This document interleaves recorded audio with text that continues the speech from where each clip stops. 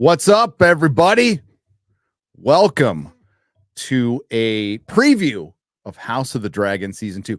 Good television, we hope. Let's pray to God. Let's pray to God it's good, because if this lets us down, we're gonna be like so disappointed. It was such an awesome special thing to have 2 years ago, because we all thought House of the Dragon was gonna be shit. We're like, another more fucking bullshit from them after they ruined Game of Thrones. And then an episode or two in, we're like, holy shit, this is good. So now we have such high expectations. And season 1 is so damn good. I just rewatched the whole thing again. If this lets us down, we're going to be devastated. Yeah, I hope it doesn't turn into everything we thought it was going to be before season 1. Because, well, as you may or may not know, the source material is pretty thin. It's basically the Wikipedia of Westeros. It comes from some short stories that George has actually re-edited the hell out of and put into Fire and Blood. So it's based on the Dance of the Dragons version of events from Fire and Blood, which are 3 different perspectives from a maester, a fool named Mushroom, and a septon. And they all have very different perspectives. And supposedly the show's supposed to be the definitive version of events. And they did. I was asked on Forbidden Frontier, Ryan, Krigler asked me, was the weird foot thing in the book? I'm all, no, the weird foot thing with Laura Strong was not in the book. That was added for the show. Well, that's the thing with the source material being not only not very deep or complex, but also still open to interpretation, even of what's there. It gives them a lot of room to do different things, which can be awesome, or which could backfire, if they do something that we really don't like, or we really don't think would have happened or should have happened or whatever. You get kind of the entire mix. And no, Lara Strong, we didn't hear about his foot fetish, although he does have like a thing about his foot. Like yes. later on, there's like something very specifically that happens with his foot. I think he just he's a dude who is a second son. He's a dude who never had any power or influence. And I think he likes having that power over the queen. That's what I think that shit is all about, his entire fetish. Yeah. And I think it really seems like that's what his entire motivation is. Oh, the reason we're doing this is we're going to get our spoiler stuff out now. So next week, when we start covering the show, we're going to cover book stuff, what the show covers, but we're not going to spoil ahead for the audience and for our co-host Mueller. We don't want to, that's really what it's for. Like, you guys can tune out, you guys can plug your ears when Gary puts up the spoiler thing, but really it's Mueller. He can't cover his ears when we're talking about it. And so we're like, we have to do one discussion about all the stuff we think could happen before, and not let Mueller hear it. Yeah, because this whole thing is spoilers. What we're talking about is what happens in the book. Again, there's many different ways it could go, but we're talking about what happened in the book directly after the events of season 1. And Lara Strong is like one of the most pivotal characters because he's kind of the little finger, but I think he's even in the book that I forgot the Septon's name now, but the Maester and Mushroom, nobody knows what this guy's motivation is. They don't know what side he's on because he switches sides. And he does stuff that's counterintuitive to what you think he started.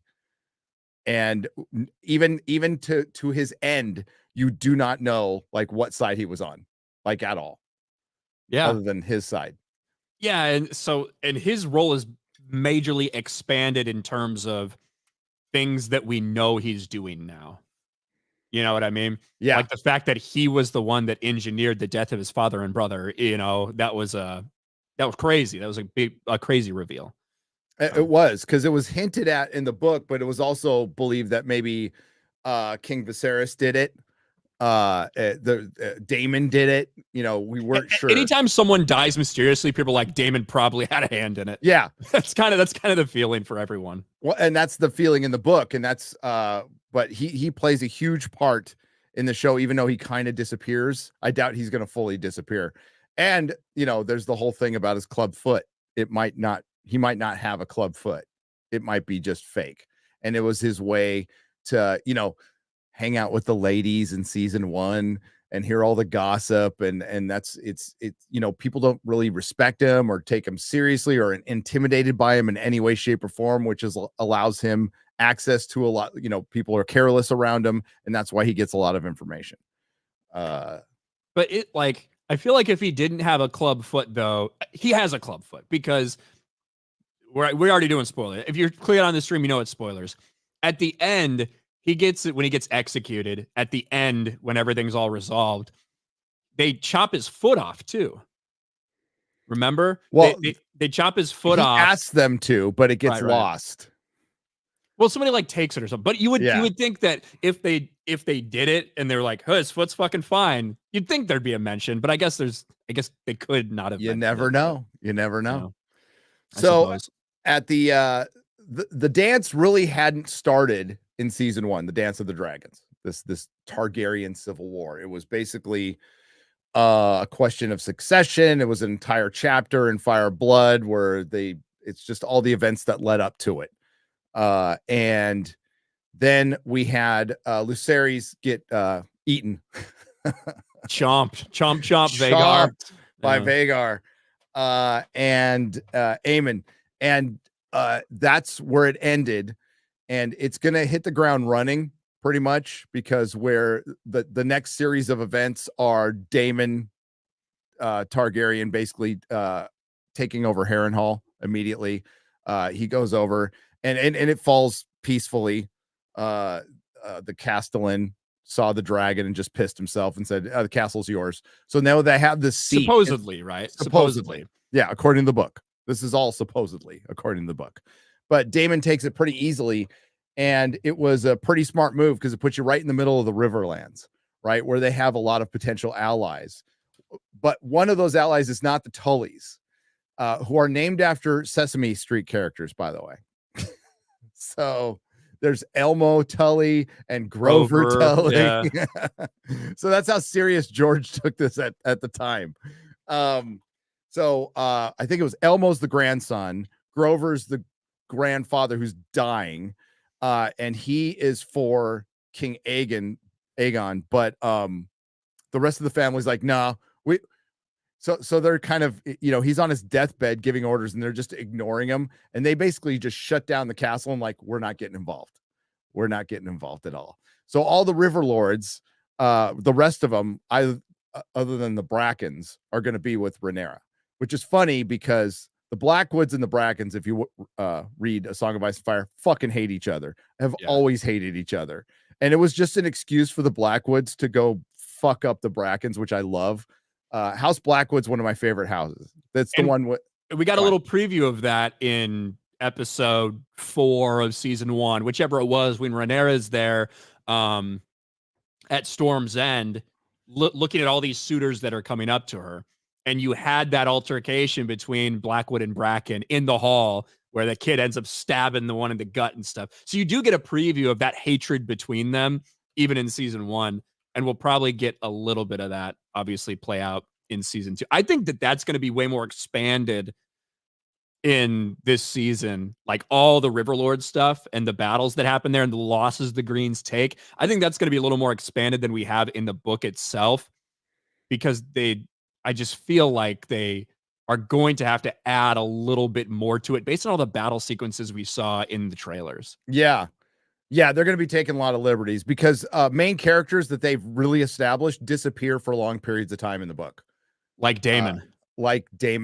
And Alicent Hightower. And that's one of the big things is basically Daemon takes Harrenhal and then he just stays there forever. Yep. Like forever, for the rest of, until the very end, basically, until he old man suits up, stops fucking his side chick and is like, well, I guess I got to take down Vhagar now. So I think he's going to be way more involved. He has to, because they know that people love Daemon. So there's no way they don't involve him in more shit than he actually was. I think he's going to be very involved and set the stage for Blood and Cheese in the first episode. Yep. I think him and Masari are going to be the ones that set that entire thing up. Yep. I think for a little while you could use just Daemon's presence in the Riverlands, which it insinuates in the book that like that freaks everybody out. You just have a dude with the dragon sitting in the biggest seat. Even though like Harrenhal's completely fucked up castle, it's still huge. It's still huge. And there's the burning of the mill, and that's where the river lords are all fucking each other up. And I hope they do that because I love House Blackwood, dude. I love Raventree. I love the whole concept. So House Blackwood is they worship the old gods. They're descended from the first men. They have a werewood tree there. So before, back in the early days of A Song, Ice and Fire, like there were no werewood trees south. And then George started changing that as time went on, including that one we see in King's Landing, which that was new. Yeah, like to me, that has to be setting up to me the idea that someone could look back and see these things play out, because there are so many random things that take place in front of that tree in season 1. Yep. So like they have to be setting something up like that. I don't know if we're ever going to see what that really means. But, no. Yeah, we'll find out if they try to connect it to Game of Thrones. Oh God. But yeah, so Raventree, the reason it's called Raventree, it's a dead werewood tree, but every night ravens just rest on it. So it looks like leaves. So it's hundreds and hundreds of ravens just chill out on it at night. And I love that concept. I think it's great. And there's a great chapter in A Song of Ice and Fire, with Jaime going to House Blackwood and trying to negotiate a peace. And it's one of the better chapters out there. And this is when Jaime's on his hero arc, you know what I mean? His hero arc, he's trying to keep these promises that he made. To Catelyn, yeah. Exactly. Yeah. Not shed any blood. And he almost does it, man. He almost pulls it off. He tries. He gives it the old college try. He did. Yeah. He did. So Daemon is in this is how this part will supposedly play out, is Daemon takes Harrenhal, and then Corlys Velaryon blockades the Blackwater, basically, and stops all trade getting in and out of King's Landing, which obviously screws stuff up. But that sets up something pretty massive later on. Pretty devastating later on, as everything does. Does. So that happened. Otto Hightower. Oh, go on. Yeah, and that's what I was gonna talk about Otto next, because right off the bat, after Aegon's coronation, they find out that the Reach isn't going with them. They find out that some of the River Lords aren't going with them. They find out that House Stark, which we'll talk about, they're not going to back them. So all of a sudden, things are now very level, and you've got Blackwater blockaded. So people in King's Landing are starting to get pissed off and fed up. You got these losses that happen in the Riverlands, and Aegon's like, this is fucked up. Grandfather, you suck. I don't want you as my hand anymore. Kristen Cole, you're the hand now. And then Kristen Cole goes nuclear. He's like, well, the first thing you have to do is start treating traitors like traitors. And every one of those lords that refuse to bend the knee to Aegon, he just immediately executes them. Just fucking straight up kills them. Yeah. There's out of the half dozen, I don't know if it was that much, maybe it's 8 or 9 lords that were in the black cells. They came up. 2 of them bent the knee. The rest of them lost their head instead of break their word, which, good for them. Before Otto was sacked, though, one of the reasons was he was writing letters. He was trying to, gain some allies, because he saw he was losing allies. And he also lost the Eyrie, because while Lucerys was supposed to go to Storm's End and like Rhaenyra thought that was going to be easy because she has lineage to Storm's End, that he would take her side. He obviously didn't. Lucerys dies, but just Jacaerys is in the Eyrie, and he's able to get for one, there's a lady. There's no lords, because Lady Jane Eyre is going to be a lesbian. She's a lesbian in the book. For some reason, there's always a woman in charge there. Whether it's by death or happenstance or whatever. Yes. George writes the same thing over and over. He writes the same characters over and over again. And this is supposed to be a kind of a precursor to what happens in the Song of Ice and Fire. That's why he wrote this whole backstory anyway. And she allies. She's all, we women have to stick together, but I want a dragon. You have to get me a dragon. I want a dragon and a dragon rider. And they didn't really have much to give at the time, but he said yes. And Ceres does a good job, dude, of he does what he's supposed to do. He doesn't get eaten. And then from there, he goes up to the north. So Rhaenyra is gaining allies, and Otto sees that immediately. So he starts writing a lot of letters, and he send some over to Three Sisters. Is it the city of the Three Sisters? Oh, Kingdom of the Three Daughters. That's it. Kingdom of the Three Daughters. Where they had, the triarchy, which was causing a bunch of problems in House of the Dragon season 1. And that comes up later, but Otto gets fired and sent back home again. Yeah, so he's basically asking the triarchy, hey, come help us out, because they've got ships and stuff like that. Come help us out, clear this blockade from the gullet. That's what he wants them to do. They're a little bit slow on the uptake, but eventually they do get around to it. I don't know if we're going to see that this season or not. So I don't know, because that one's going to be crazy. Did you hear they cast that trans person for the leader of the triarchy? Yeah, well, for the God, what was the name of the captain? The captain is supposed to be flamboyant. Yeah, that's true. Yeah, it's the captain is definitely, but is the trans actor a dude trans or girl trans? Dude pretending to be a woman who is now going to be playing a dude, I think.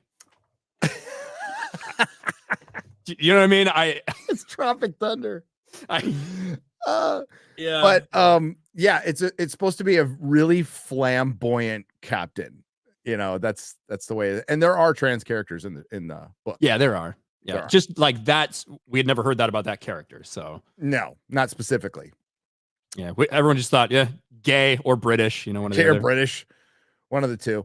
But yeah, the way the triarchy works is they don't have a king, obviously, and it's like they sit down and have committees all day, so it takes them a long time to make a decision about anything, and it's usually just a bunch of rich people. That's the way the Kingdom of the Three Daughters works out.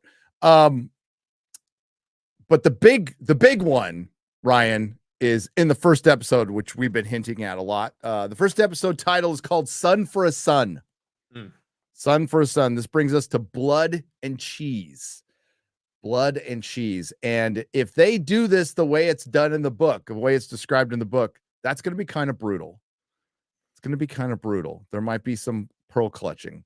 They better do it, though. They have to do it. They have to do it, because this story is a brutal story. It is. And it's what we're talking about is after the death of Lucerys, Daemon basically says, hey, well, there's only one way to get back. It's a son for a son.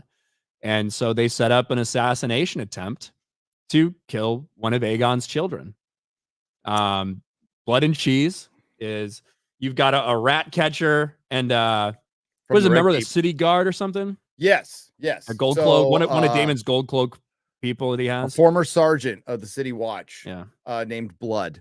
And Daemon is still really tight with a lot of the gold cloaks. That's pretty important to know for future events. Mm-hmm. And he built that thing up. And I think that doing the rewatches, you just catch so much stuff, and you really show it. Like, you get the emphasis that the City Watch was nothing. They were just a bunch of fucking losers until Daemon got put in charge.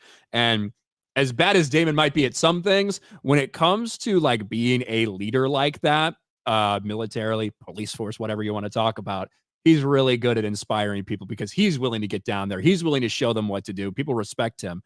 And so the Gold Cloaks have a lot of loyalty still to Daemon. Oh, they loved him in King's Landing for cleaning up the town. He was a populist. He was, Yeah. So yeah, he cleaned things up. He really Rudy Giuliani King's Landing, or at least, Flea Bottom. And so we have Blood and Cheese there. And Cheese is a Red Keep rag catcher. They have rat catchers, multiple ones, but the rat catchers are very familiar with the tunneling system that Varys was familiar with too, and what most royals probably don't even know about. And Daemon knows about him, though. Daemon knows about him. And that was already established. They were setting some stuff up for this anyway. Beast Beneath the Boards. We saw it episode 4 or episode 5. Yeah. The wedding. at the end of it, when they're doing their vows after Kristen Cole beats the fuck out of Joffrey, you see a rat literally like in blood. Yes. Like it was about Really as on on the the nose as you could nose. get for people like I us. know. We're like, Everyone else was like, that's a cool way to end it. That's very morbid. For us, it was like, holy shit. Yeah. no, it's just getting started.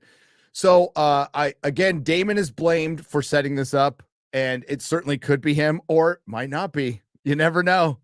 You never know. But I very much think it's going to be like Damon. I think Damon and Masari are going to be very involved in this. yes. But what happens is they know Helena's routine is to bring the children to Allison at some point, and they wait there. They wait for the kids, and they essentially sit there. They say, "Hey, we're going to kill one of your fucking kids. Yeah. You choose which one you want us to kill." To Helena, to autistic dreamer Helena, right? And Helena, I think Helena chooses Maelor. So the younger one, the youngest. Hey, kill my youngest, because obviously you got heir to the throne. Like nobody would ever want to be put in that spot, but you kind of understand why she might make that choice to keep the heir alive. She also made the choice because it was the youngest, and they might not understand what's going on. Yeah, 100%. Yeah. And so she's like, kill Maelor then. And they say, well, fuck you. And they kill the other one. They kill Jaehaerys. Cut his head off. They just chop his head off right there. So they say, hey, I want you to choose which of your son gets to die. And so you look at your youngest, say, I guess I want him to die. And they kill the other one. And so the other one has to live. Oh, and then I can't remember if it was blood or cheese. It goes, you hear that, boy? Your mom wanted you to die. Yeah, it's like it's the most fucked up thing that I think we will ever see in Game of Thrones. It is completely fucked up, and it essentially causes Helena to lose her mind, which she's already hanging on to by a thread anyway. And the two get away. They actually leave everybody else. Well, they killed like one of her bedmaidens or whatever. They strangle her. But you know what? Small folk don't fucking matter in Game of Thrones. So but they leave everybody else alive, and they flee with the prince's head. Right. So Blood gets caught at the gate of the gods later with the prince's head and is tortured and gives up cheese, but they never find cheese. They never do. And there's again lots of Game of Thrones theories, lots of Song of Ice and Fire theories. A lot of them are fucking whack. But I like going over them anyway because they're fun. And there is a theory that Laura Strong is cheese. But don't know how, but yeah, because like they said they didn't catch him or whatever. I guess you could have a hood on, and you could conceal it anyway, I suppose. Sure. But I would be shocked if they actually did that. Yeah, I would be too. And it wouldn't really make much sense. But he does, like you said in the beginning, he does some things sometimes that are a little counterintuitive to things he's done before. So I don't know. Well, yeah, I mean, it kind of, well, I mean, Littlefinger does that too. Littlefinger plays both sides, and he openly admits it later on in the book, but he's like, I'm not on anybody's side. I'm on my side, whatever. At least he has like a reason, like you can see the reasoning of why and it's all to like accumulate his power or whatever. Maybe that's what Larys is doing too, but what's his end goal? Like, I guess, do you know what I mean? He's got a lot of power. We don't know what his end goal is. Yeah. I mean, so that's probably why it's tough to determine what we think he did or didn't do. True. But he's the Lord of Harrenhal now. Strong is a pretty rich family. He inherited all that money. It's an old family. That's, why risk that? And he's the master of whisperers right now. So, but there's a Targaryen civil war. So, and there's the theories behind this whole thing is the Citadel's behind it, and that's the theory in A Song of Ice and Fire too. There's a big fan favorite theory that the Maesters are really the ones that instigated all of these things. That the Maesters are the ones that wanted Viserys as king to begin with because they knew he'd kind of be weak and ineffectual. Like that they may have rigged the election. They rigged it. Yeah, they rigged it. They stole it. Yes. Yeah, that would have made for some interesting commentary. I know. When it came out, huh? I know, right? Yeah. But the reasoning is kind of sound if you don't know about the prophecy of Ice and Fire, which they made up for the show, but I firmly believe is a spoiler from A Song of Ice and Fire because it really makes sense for Aegon to conquer West. Why would he wait around? Why would he just go one day? Okay, I'm going to conquer it now. If there wasn't some sort of prophecy, so that actually makes sense. Now, I heard a theory the other day that it was actually Rhaenys that had the dreamer, right? And then Aegon kind of put it into action. Okay, that kind of makes sense. That makes more sense. That actually does make sense. And I'd never heard anyone say it before. And I heard him like, hey, her name is the fucking dreamer. That does make sense, actually. Yeah, totally. I mean, she predicted the doom of Valeria. So, yeah. I mean, she's got cred. Her sources are good, Ryan. She has good sources. Her Hollywood spies, yeah. So, like, but it makes sense from like not knowing that prophecy. The Maesters look at the Targaryens and they're running around with these nuclear bombs all the time. It's like, let's get fucking rid of them. You know, like, sure, we were fighting all the time before, but we were kind of doing that before they showed up. You know, like it's like nothing would change except there wouldn't be these nuclear bombs flying around. So you understand that the gray sheep. I hate the Maesters, by the way. I can't. They are the only ones that have they are the ones who know all the different mysteries, all the stuff. They're the ones that are able to explain it, but they have no control. They have no power. They have no understanding of this bond between dragons and Dragon Rider. And that is the one power that could threaten everything. So, like, just from that perspective, it would make sense for the Maesters to be invested in seeing these Targaryens who are closer to gods than they are human brought back to the human level with the loss of their dragons. Right. And some Maesters are against it, which you find out in a Dance with Dragons. Some Maesters are onto them going, yeah, I wouldn't tell anybody you saw dragons or anything, or you'll end up dead the next morning. So we have Blood and Cheese that happens, and that just everything's on at this point. It's just on. Queen Helena basically can't even, she's so gone now, she can't even take care of her kids. So Alicent Hightower takes care of the kids as her own. And she basically, Queen Helena, who is a dragon rider, and they kind of needed her, locks herself in a room, and is pretty much just gone insane. And Aegon is just starts drinking more. You know, he starts drinking strong wine more. But he already drank a lot, so yeah. He did. Standard.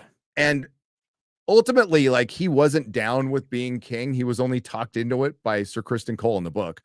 You know, they're going to come and kill you unless you become king. You really have no choice. So, but he starts getting into it a little bit.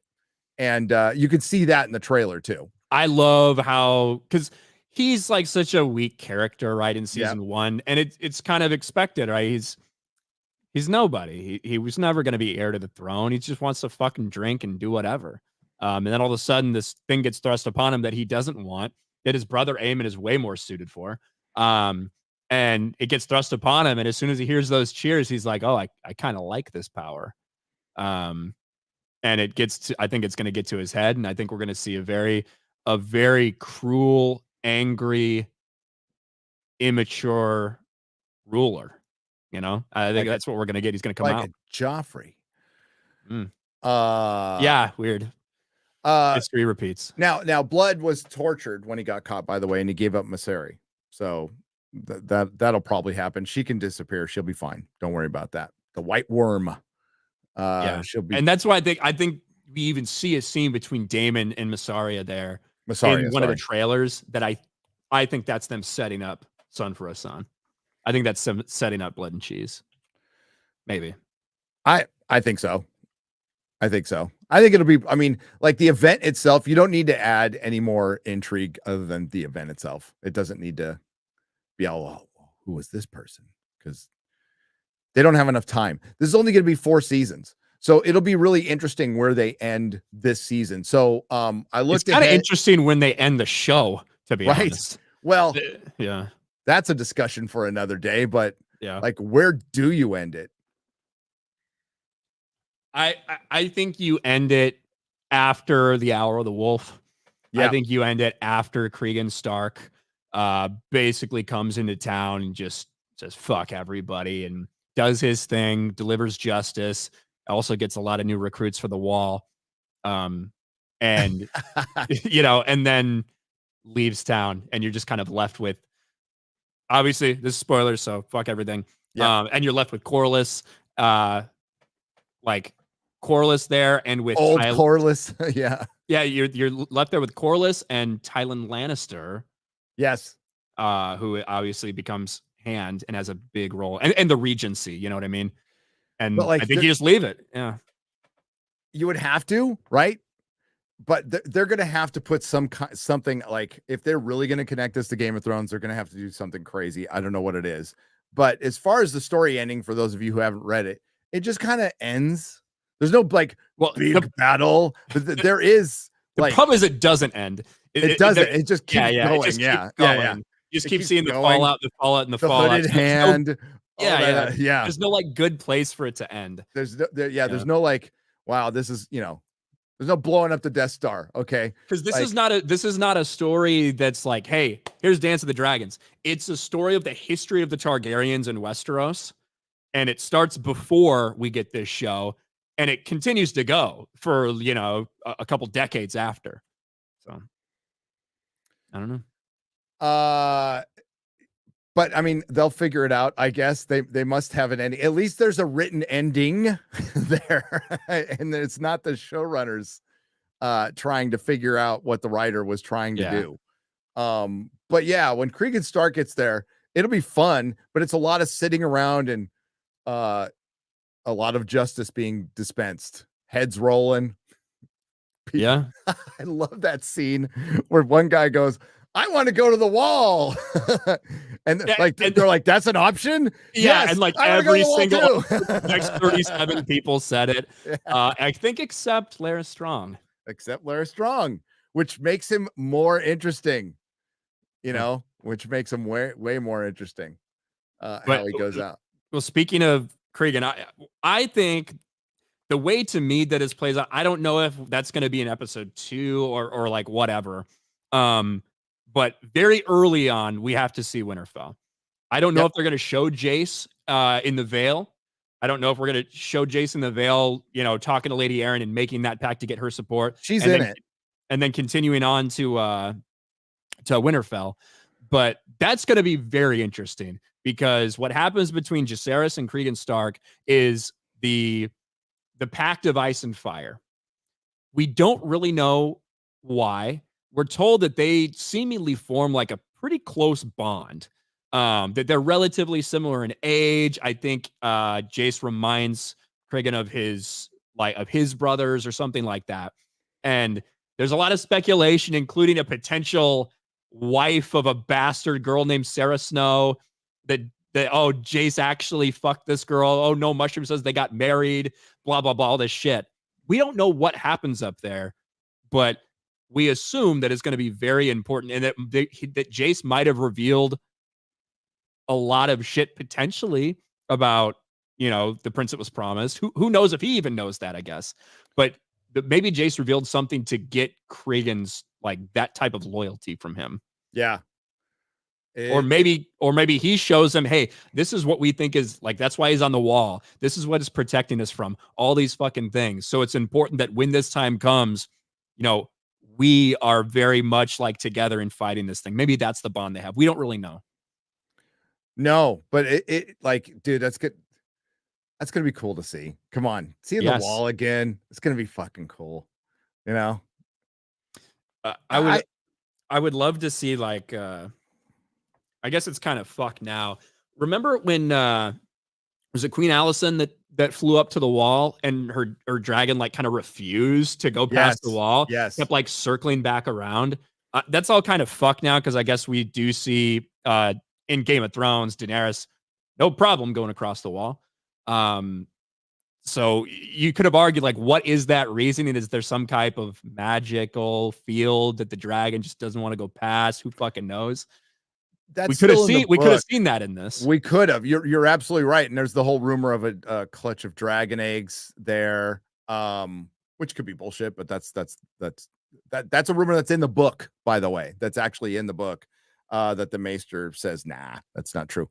But you're right. These are things they could have explored, and it would have been it would have given context to like why Aegon didn't conquer Westeros because of wargs or whatever. I mean, what's to stop a warg from like, hey, I'll take over a dragon, you know? Yeah. And can they not do that because they're mystical creatures too? And which blows the whole like there's no magic in A Song of Ice and Fire, aside from the fact that George R. Martin has said there's magic in A Song of Ice and Fire. But there's some people who think there isn't. But yeah, so seeing him go up there, seeing him go up north is going to be fucking cool. I'm really interested in that scene. We were wondering beforehand, like, hey, where would be a good place to end the season? And I think you know the Rook's Rest would have been the best part. Would have been a good place to end it. But it looks like that's going to be middle of the season. Yeah, so there are two major battles that we were like, okay, when we heard that it was only 8 episodes, you started wondering, could they actually get to Battle of the Gullet? Yep. Because to me, I actually thought Battle of the Gullet is the perfect point to end the season. You almost end the season on the same way you ended season 1, which again, this is a spoiler stream, but the death of Jacaerys, the death of the heir to the Iron Throne, in the Battle of the Gullet, and also a very like tragic shit with Aegon and Viserys and things that happened. This battle with the Triarchy that comes to fruition. Well, in the battle with the Triarchy, it looks like they had the dragons, they had all the advantages, and the Triarchy fucking wins. Like, and they sack the shit out of Gulltown, right? It's and they like burn Corlys's castle. They fuck him up, man. Yeah. And it's bad. And this is, you know, right around the time you think Rhaenyra is like, she's kind of got this at this point. But let's dial it back to Rook's Rest, which was a trap by Kristen Cole. And after they killed Jaehaerys, he, you know, they're talking about just going, well, Aegon wanted to go to Dragonstone and just fucking burn her, like, and go and completely attack. And Kristen Cole's the one who actually talks him out of it. And so, no, let's pull the same shit they did. Let's pull the same shit they did. It's exactly how he said it too. Yeah, and they lure them in, and that's when we get some dragons that get fucked up. This is the first time that we should see, other than, you know, a little chump from Vhagar, an actual dragon battle. Yep. Because you got Meleys versus Sunfire, but little does Meleys know, I think Vhagar's there too. Vhagar, so just big ass fucking Vhagar. Rhaenys needs to go out to she's called out, and she's the one who does it. She gets called out, and it was a trap, and the trap gets sprung, and it's Vhagar, Sunfire, and she holds her own for as long as she can, but she dies. Well, 2 dragons don't die. Sunfire gets fucked up, like wing torn. Vhagar's fine. Aemon and Vhagar are fine. But they get embroiled in this battle, and all the dragons like crash to the ground. Right? Yeah. Like, that is going to be cool to see. They're in like this big mosh pit, basically. Yep. Kind of stop flying. They're just fucking each other up, and they just smash and hit the ground. And Meleys is dead. Sunfire is fucked. He's got like a wing torn off, and he can't fly anymore. Aegon gets fucked up completely, and that really removes Aegon from the story for a little while. Yeah, because King Aegon gets so fucked up that he can't rule anymore. So who gets to rule in his stead? Aemon Targaryen. Yeah, so it gets a little more competent, a little more brutal. And it pretty much becomes Aemon versus Daemon from separate seats for a while. And dude, Rhaenys almost takes out Sunfire, though. Like there's a point in the fight where she almost kills Aegon, and should have. But that's when Vhagar comes and burns her. They find Rhaenys' body, well, what's left of it, and a bunch of people died. And Sunfire's, you know, they bring Aegon back to back to King's Landing. They fucking carry him back all fucked up and burned and broken legged and all this shit. They bring him back, but Sunfire, they don't know. Like Sunfire can't fly. So what do? They just assign some people to watch Sunfire just in a little tent, like, 100 meters away. And every once in a while, they just fucking throw him sheep and stuff like that to keep him alive. When after he's done feasting on all the dead bodies, they throw him sheep. After he eats like all the horses and people that are left over from the Battle of Rook's Rest, then they're like, well, you just got to bring him some sheep and shit. And then he just disappears. He heals. He heals. So dragons, because I think they send. I don't know if the Blacks at one point they send people to go finish off Sunfire, because they know he's still sitting out there, and they get there and he's gone.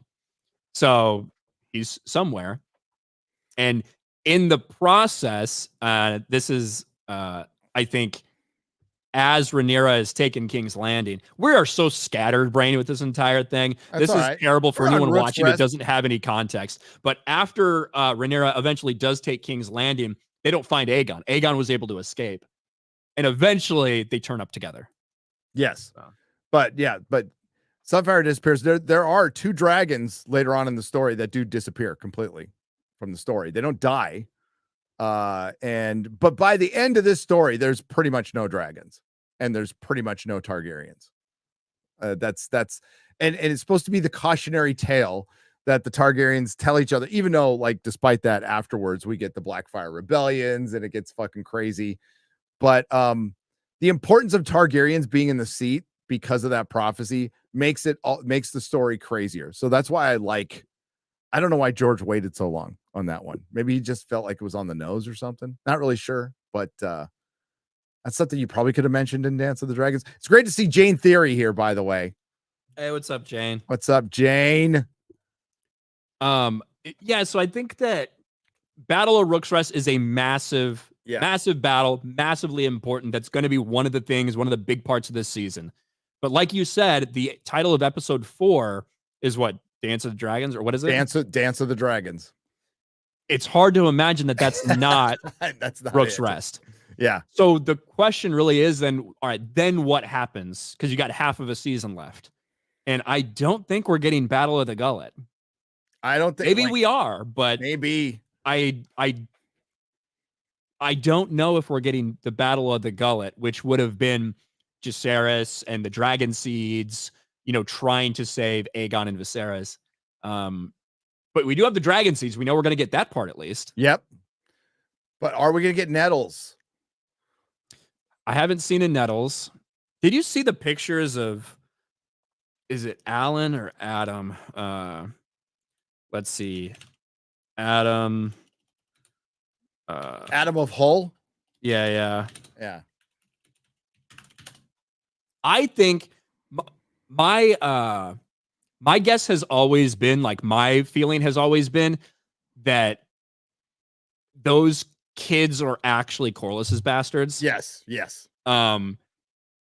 So essentially, for people that don't know, once this battle is like taken off, you saw them talking in at the end of season 1. Daemon's listing off all the different possibilities for dragons. We just need dragon riders. Yep. And after this battle really starts kicking off, they realize, all right, we need some more fucking dragon riders, because that is our advantage. If we can get riders for these dragons, we can have a massive advantage, even though they have the biggest dragon in Vhagar. So they start trying to find people who might think they have a little bit of Targaryen blood in them. And a lot of people try. A lot of people try to mount some of these unclaimed dragons. Doesn't work out for a lot of them. Does not work out for a lot of them. But we do get a handful of people that are able to mount and ride dragons. And that gives them a big advantage. Well, at least for a while it does. And hence the name Seed is all the all the bastards, the Valyrians, went down to town on Dragonstone and just banged all the wives and stuff. And they practiced the rite of first night and never really went away from it. They're big fans of it. And actually the minor lords and the shopkeepers and stuff were totally cool with it, because they, Valyrians, especially Targaryens, were the closest thing to gods to them.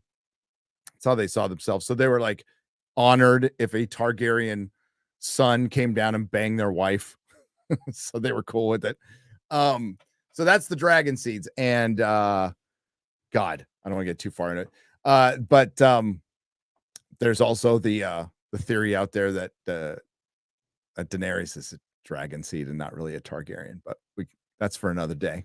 Oh, there's a good one. Yeah. I don't believe it, but it's out there. Jane knows what I'm talking about.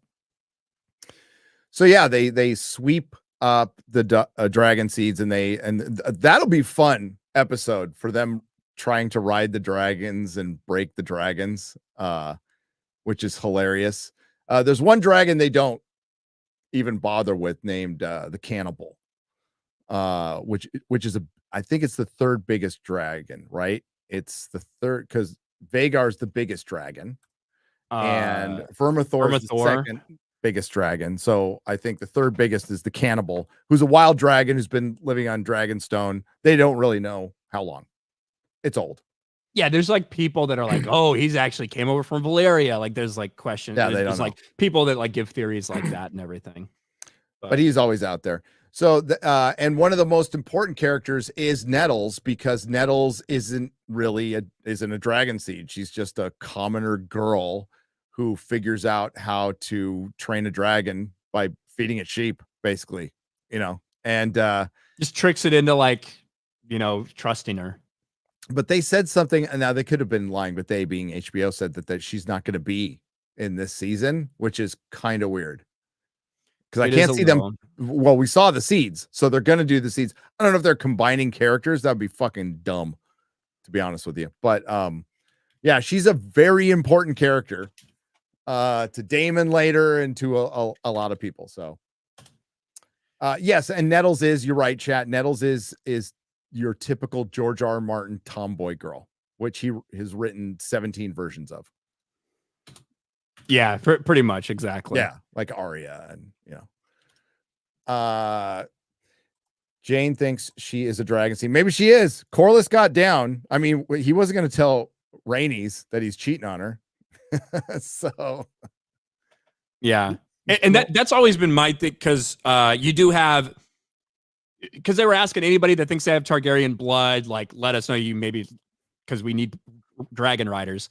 So you've got a woman from like the shipyards that says, hey, it claims that Laenor fathered these two children, Adam and Alan. And people are like, well, that kind of doesn't make any sense because he's gay as shit. You know what I mean? Like, no. People don't think that Rhaenyra's kids are Laenor's because everyone thinks he's gay as shit. So that never made sense to me in my head that it was so accepted. So my guess was either that it's actually Corlys's, because it's not until after Rhaenys dies that Corlys is like, yes, I want them legitimized type of thing. Or because of all the loss that Corlys goes through in this series, that he was willing just to believe that they were Laenor's, so that he actually still had some blood that was out there. Yep. Because throughout this entire thing, Corlys is such a unique character because he built up this house. He built up this house. His adventures made them go from just another random house that was really nothing, because they're from Valyria, but they're not the Targaryens. They don't ride dragons. They're just no big deal, to the richest house in the Seven Kingdoms, at least for a period of time. But because of that ambition, it leads him into these dangerous places where, Laenor ends up marrying into what should be, king consort, but his kids aren't his. He ends up dying. Laena ends up dying. So you've got Bela and Rhaena are like those are his only like actual blood relatives at this point. His brother, or I don't know if it's his brother in the actual book or if it's like a cousin or something that was trying to usurp him. But anyway, he's lost like everything. So I think he sees those kids as like his lineage potentially continue on, and he wants them to have the Valyrian name because he's just so desperate for that after everything that he's lost. Yeah, they leave that open to interpretation. And we'll get some weird stuff like Laenor, in the show being whisked off with his boyfriend. They let him live. That's a great question. That's That's not how it went down in the book, or even they didn't even insinuate that. And I guess it couldn't have happened because, well, I mean, they blame Damon for that one too in the book. Yes. Yes. Anytime there's a mysterious death, everyone just assumes Damon had a part to play in it. And it's not a bad assumption, to be honest with you. Yeah. Whether it's his wife, whether it's Lenor, whether it's hell, even Lena, they probably figured he had something to do with it, or whether it's blood and cheese, all that stuff. But that brings up a great question of Sea Smoke. Sea Smoke is Lenor's dragon. Mm-hmm. Lenor fucks off, goes away. How does Sea Smoke get another rider? Because for Adam because that's what happens. You get these dragon seeds. One of them is Adam Velaryon. Well, Adam of Hall, who then becomes legitimized as Adam Velaryon. He mounts Sea Smoke. Sea Smoke is then his dragon. Yep. And that's not something that happens. It's not something we've ever seen happen, at least recorded, that a dragon, while bonded to someone else, who is still alive. Rider. Yeah. Yeah. Yeah, it's going to be interesting. Now, Lenor is going to be in this season. Like, he's coming back somehow. They have to address it. And I don't know what that is. Yeah. What I was hoping that they would do was after the Battle of Rook's Rest, when Rhaenys dies, Lenor comes back. Yep. That's what my theory before we heard anything about season 2 is that's what happens. And then maybe Lenor does fight, whether he assumes his identity again, like whatever, who fucking knows. And then my theory to make it fit for the show would be have him die in the Battle of the Gullet, maybe helping or trying to save Viserys or helping Aegon escape or something, some sort of actual sacrifice, like a good sacrifice from a guy who ran away, took that opportunity to run away and just live this life and abandon his family, abandon his responsibilities, for somebody to come back and do something like that. And that's how he ends it. I think that would be very fitting. And then it would free up Sea Smoke then to be mounted by Adam. But I don't know. We'll see. I like that idea. Well, I like it too. It's mine. There you go. Yeah. You can own it.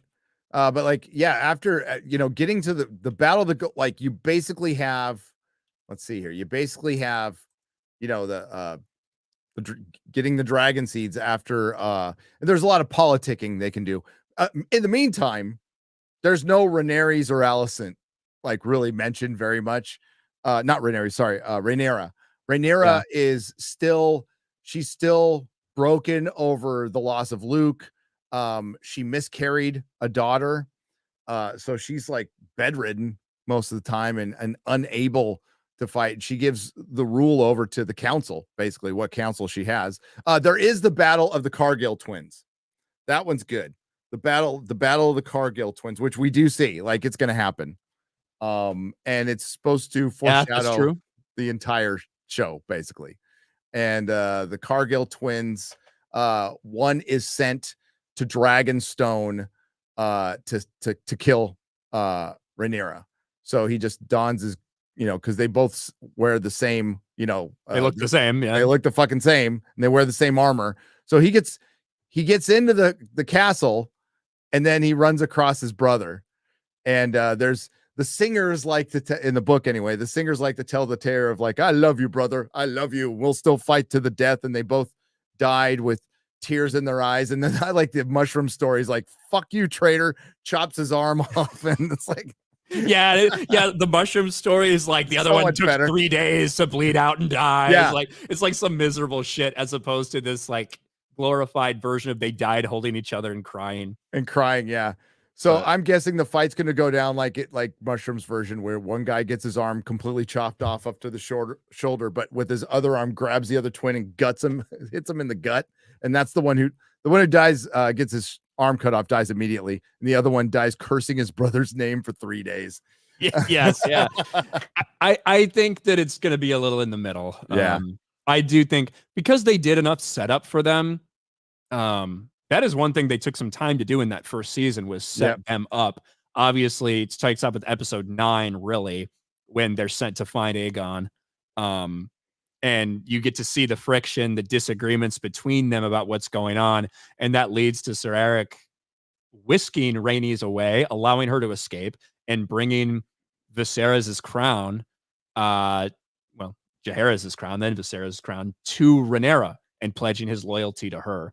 So we get enough of those characters and the little face-off they had in the last episode on the Dragonstone Bridge, where I would be shocked if they didn't take a moment to like make it a pretty meaningful thing, you know? Yeah. Well, and it's on the nose, but it's supposed to set up the whole story like everybody's gonna die. So I mean, like, and it'd be cool looking, and that's part of it.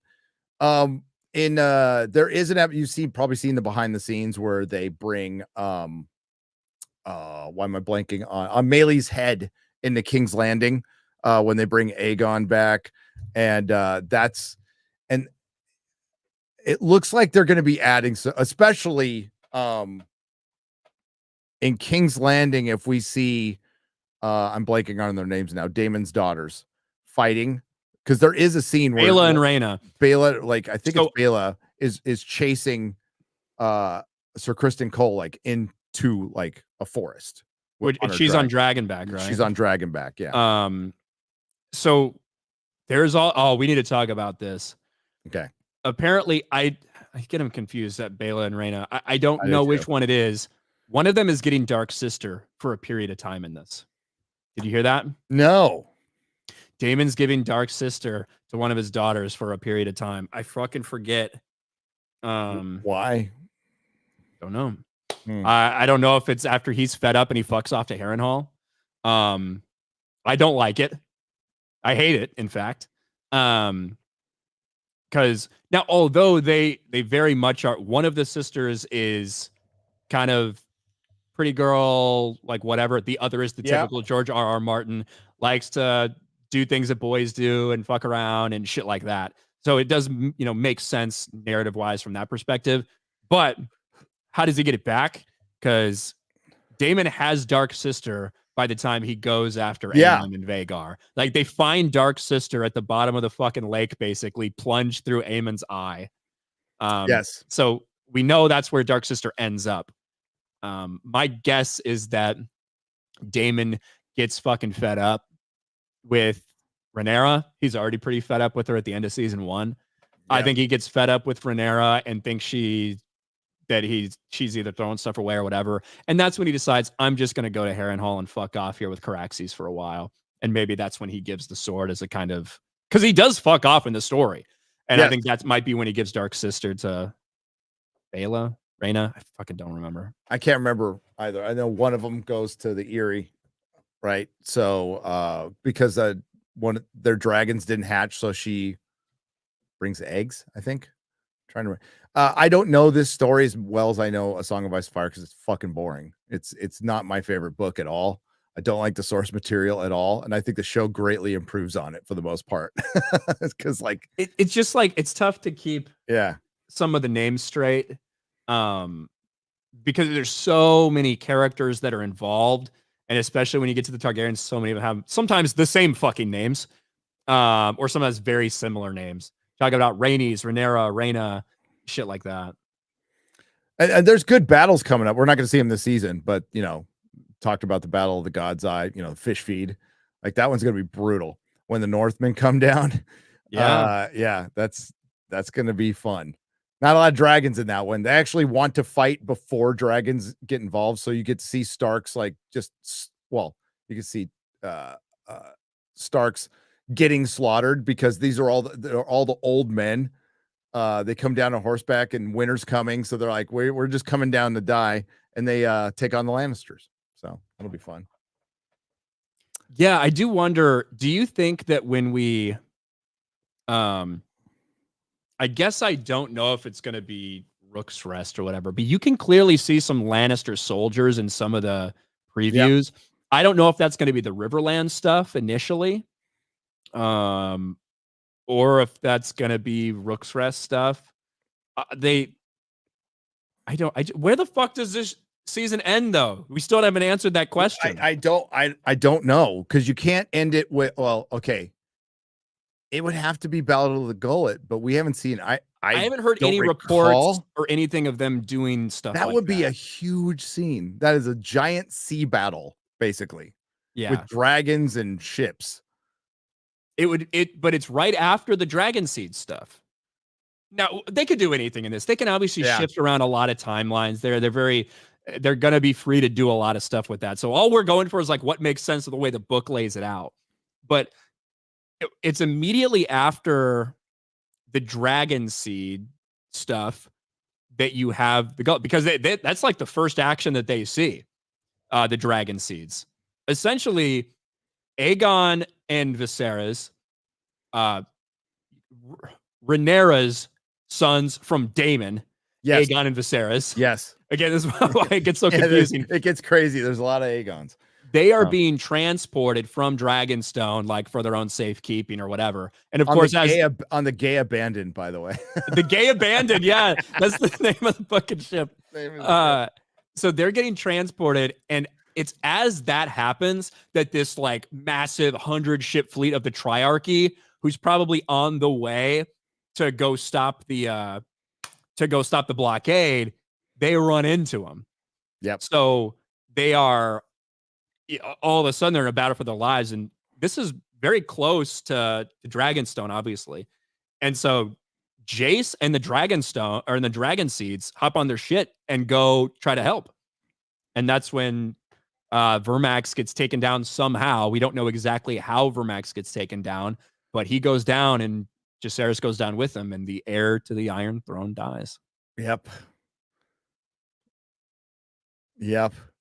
And that to me, that's the perfect place to end. But I just don't know if they're going to get to that. We haven't heard any rumors about them getting to that. No. And I would be shocked if they were able to keep that stuff quiet. But the timeline thing is the only way I can make sense of that, because it's the perfect way to end. It's such a big, bold, disastrous way to end the season on such a low note for the Blacks, which is the same way we ended the first one. And I just think it makes narrative sense to do it like that. Yeah, I think they're just going to probably switch around some battles. I think they'll make one a little earlier in the timeline, and so they have a battle to end on.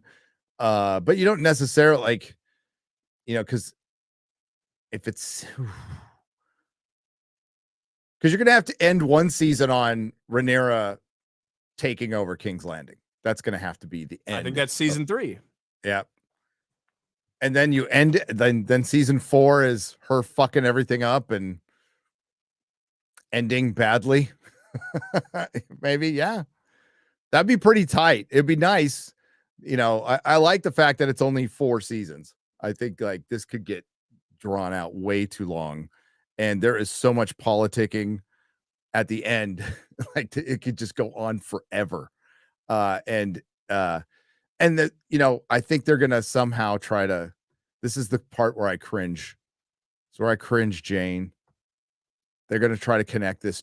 I mean, they already have, but they're gonna find some connect. Like you'll see the Night King like wake up or some shit at the end or something like. yeah, whatever. Or you'll see Bran, the actor who plays Bran at 50 years old, whatever how old he is now, like. That's what I think. Yeah. The trees are for. That's actually what I think it is. Now, if we actually get that scene where they get Bran and they get Sam or something, and he's just like telling him this story, and Sam's like, "Is that really how it all went down?" And Bran's like, "Yes." And then that's how they end. And like Sam's writing a fucking book. Yeah. Like, oh God. Bro, I can see it happening. I hope they don't do that, but I hope they don't do it, but they're gonna do it. And Bran like plants a werewood seed at King's Landing or something at the end. Or he rolls outside and like picks up that old piece of paper that they tore out of the book when they were young. Yeah. Jesus. Something. Don't do it. We're giving him ideas. Just something really cringe like that. Oh, they're gonna do it. Oh, no, he goes and he picks up Laris's clubfoot. I know. I found it. Yeah. That bastard. Because even that conversation happens in front of the tree, in front of the weirwood. Yes. And you have to pay attention to those. Any scene like that. Kristen Cole almost kills himself in front of the weirwood before Alicent stops him. All the altercations and interactions between Alicent and Rhaenyra take place in front of the Weirwood, including when she gets accused of sleeping with Daemon. So who is looking through the trees then? Because there's faces in the trees. Now those are carved, remember? They're carved faces. But is there a version of a three-eyed crow of Brynden Rivers back then? A Maybe green seer? Hey, it's Alice Rivers. Mm-mm. Oh, We haven't talked about Alice Rivers yet. Oh, maybe. I'm just fucking making shit up, but might as well, right? She's supposed to have like these like powers and shit. Yep. So Alice Rivers is basically like a 45-year-old cougar who like woos Aemond. Yeah. Like she survives it all. So she's supposed to be a strong bastard, but strong. The Strongs do have lineage to the first men, right? Which I think you would have to have for green seers. And the Strongs get wiped out, like completely wiped out. Laras, Forever. when Laras gets killed, that's the end of one of the oldest houses in Westeros. Ancient line. Yeah. But yeah, Aemon gets really pissed at him and fucking kills the ones in the castle and stacks their heads up 3 feet high. And that's because he goes to Harrenhal to confront Daemon, and Daemon is abandoned already. Yep. This will probably happen in like season 3 or 4. 3 or 4. Yeah. But he goes there to confront Daemon. Like Aemon just goes on a fucking warpath at some point because he feels invincible. He's got Vagar, all this shit. And yeah, so he just slaughters everybody in Harrenhal. Just more ghosts for Harrenhal, I suppose. But not Alice Rivers, who is like rumored to be a woods witch. She's supposed to be 45. Mushroom says she's more like 60. Yeah. I could see Aemon being that kind of guy that would be into an older woman. He liked his mom. There's older women, and then there's 60. Yeah. You know, like that is a little different. Yeah. But she's even at that final confrontation. Yes. Between Daemon and Aemon when they talk before they fight. Yeah, dude, I wouldn't be surprised. That's your green seer right there.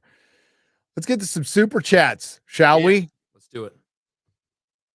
We had to get our yayas out, man, because we can't because Mahler will be all nope. And he'll also be like, what the fuck are you talking about? I know. Yeah. Which is probably what half the people that were watching this thought as we were just like rambling, scatterbrained. Well, there's a bunch of I thought we were pretty good for me anyway. Pretty good for me. But there are so many new. The biggest question is, how do you keep Alicent and Rhaenyra in this story that they're not in most of the time? They're not in the story most of the time. They're gone. I think Rhaenyra, we at some point see Rhaenyra in battle. She does don armor in the book, and for one thing, and it could be that, but yeah, I think you're right. I think. And then I think Alicent, for the most part, I feel like Alicent is probably going to be trying to keep things. Well, here's the thing, though. After the death of her grandson, I don't know, but I feel like what they've set up, Alicent is the one that set all this shit in motion, right? And that's the great thing about this show is Rhaenyra's a fuck up. Rhaenyra did things she should not have done. As a result, Alicent becomes very resentful of everything. She does things that she should not have done to try to make sure Rhaenyra doesn't get the crown, that her sons, are able to get power and things like that. But she doesn't want to go that far, right? Yeah. She wants to do everything within what she considers honorable, but she talks to the wrong person, Laras, and ends up doing something that is unforgivable. And from that point is sucked into it. And then even when she tells what Viserys said, she misinterprets the dream. It wasn't in bad faith or anything. She misinterprets what Viserys said in his last breaths to her and sets the stage for Aegon to become king. She doesn't want Rhaenyra killed. She doesn't want Rhaenyra's children killed. She doesn't want all that shit to happen, but they get down that path. And it all ends with Lucerys dying in Vagar's jaws. So now Rhaenyra is fucking gonna be on a goddamn warpath and want to kill everyone, right? So you have like these people that have been wronged and are responding to how they were wronged and why they were wronged. So you can have sympathy and empathy for a lot of different sides while understanding that they're both also fucked up. So I think most of it is going to be Alicent desperately trying to hold things together and not let them get any more out of hand than they have, and realizing that she's really helpless to do so, that she's already too far down that path, and that these men that she was supposed to be guiding, gently, they have lost control, and it's, everything's up for grabs. This season's more about the kids, like Rise Only Fans, however you say his fucking Welsh name. Great characters, Otto Hightower. Fucking great. Don't get too attached to him. Just don't get too attached to anybody. Because they kill so many fucking characters and replace them with another family member so quick. It's in the book, it's hard to fucking keep track of. Like, they'll introduce a Blackwood who just dies the next sentence later. What the fuck was that for? Like, why even? Like, why'd you do that? Tell you that everyone dies. Yep. Yeah, the Blackwoods end up getting run by like 11-year-old boy, like, who's fucking badass, who's like, but So Dave L just said in chat, I think Ryan's right, and it could unfortunately go into the quote, women are the good people restraining the evil men's. The problem is they've already introduced that concept in season 1. The problem with that is it doesn't work. These two women are the fucking reason the realm is the way it is right now. Yep. These two women, Rhaenyra and Alicent, are the reason that thousands and thousands of people are about to fucking die. That is this story. You can sit there. I'll bring the super chat back up. So what the concept of that is, well, it's a patriarchal system. Yes, it's a medieval patriarch. That's the system they live in. And when George does his characters right, it's women being second class and being able to work within that system and gain power. Like, that's the interesting part. Yeah. But it is Rhaenyra knowing she fucked a guy and had a bunch of fucking bastards, and it was obvious. And then Alicent, who felt repressed because she was doing everything by the book and everything her dad told her, and then felt lied to and betrayed, and didn't realize the game. Like, her dad even tried to warn her, like, you're going to get into a game. You can't play it nice. Once you get in it, you cannot play it nice. That's what this world is. That's the reality of the world. Yeah. So they fuck it up, and well, by the end, a dude's back in charge. So yeah, and that's why, like, even though Rhaenyra, I'm rooting for the blacks. That's the side that I'm kind of like leaning towards, ironically for me. But with all that being said, Rhaenyra absolutely should not be queen. Like, she did not have, she had a fucking extramarital affair, but she had kids from it, right? She did not have kids with her actual married spouse. Laenor is not the father of her children. That is a massive fuck up, and good reason for anyone in the realm to not want her to be queen. People are justified in not wanting her to rule, not just because of the way Targaryens had done things for the past century, but because of her actions. And that's her actions not befitting someone that should be ruler. A lot of lords who pledged themselves to her killed, right? And part of that vow, it's reciprocal. Like, you're going to act like a queen, and I got your back. Well, she didn't act like a queen. She showed no potential for it, and we'll see how it plays out in the show. We'll see how it plays out in the show. But if you want to know, women completely fuck up the realm and get a bunch of dragons killed. And dudes do too, but both women are basically in charge for a long time. Like, even when Aemon doesn't take he's just protector of the realm when he takes over for his brother. He doesn't try to crown himself king or anything. No. So but yeah, women play their part in completely fucking up the realm. So and that is obviously, I do not like race swapping characters. I think it's unnecessary. I don't think it should happen. With that being said, the one of the changes, obviously, the Velaryons are black, so Laenor's black, which changes the story from, some people are a little suspicious because they think Laenor's gay, and this guy like kind of looks like they don't really have like high class features, look a little bit simple. It changes up from that, like a little bit of rumor, to every single person knows, except Viserys, who won't accept it, that those are not Laenor's kids. Yep. Which I actually think is good for the way that they're telling the story, because it makes Rhaenyra look worse, and it makes her in a position that weakens her house. It's embarrassing. It leads to a lot of other fucked up things happening, including what happens to Corlys's brother and the heir to Driftmark stuff that we went through. It does add a different element to it, because it takes it from a rumor potential to, yeah, no shit, these are not his fucking kids. No, Emperor has no clothes. I thought it was really well done. Yeah, really well done. And then when you think of the Valerians, right? They bailed Valeria sooner because they didn't have a life there. They were just, if you weren't a dragon lord, you were a second class citizen in Valeria, what we know of it, right? And there was 20 something, help me Jane, 20 something dragon lord houses, and the Targaryens weren't even close to the top. They were just an average one. Yeah, they were an average one.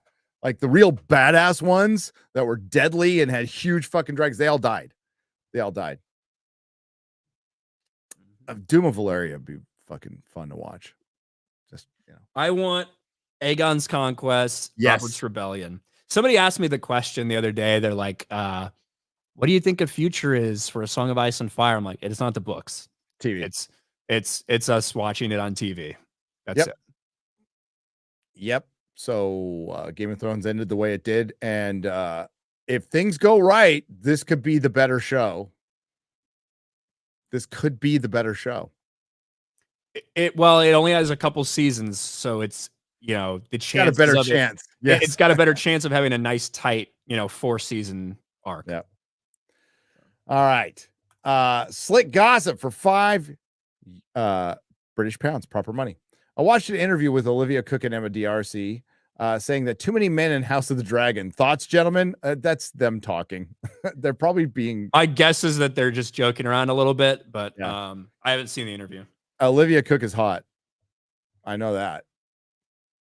She is hot, but then she also has like in the show, she has a way that's like crazy eyes that she does that are like, it just makes her look really fucking scared. I think she's really good in the role.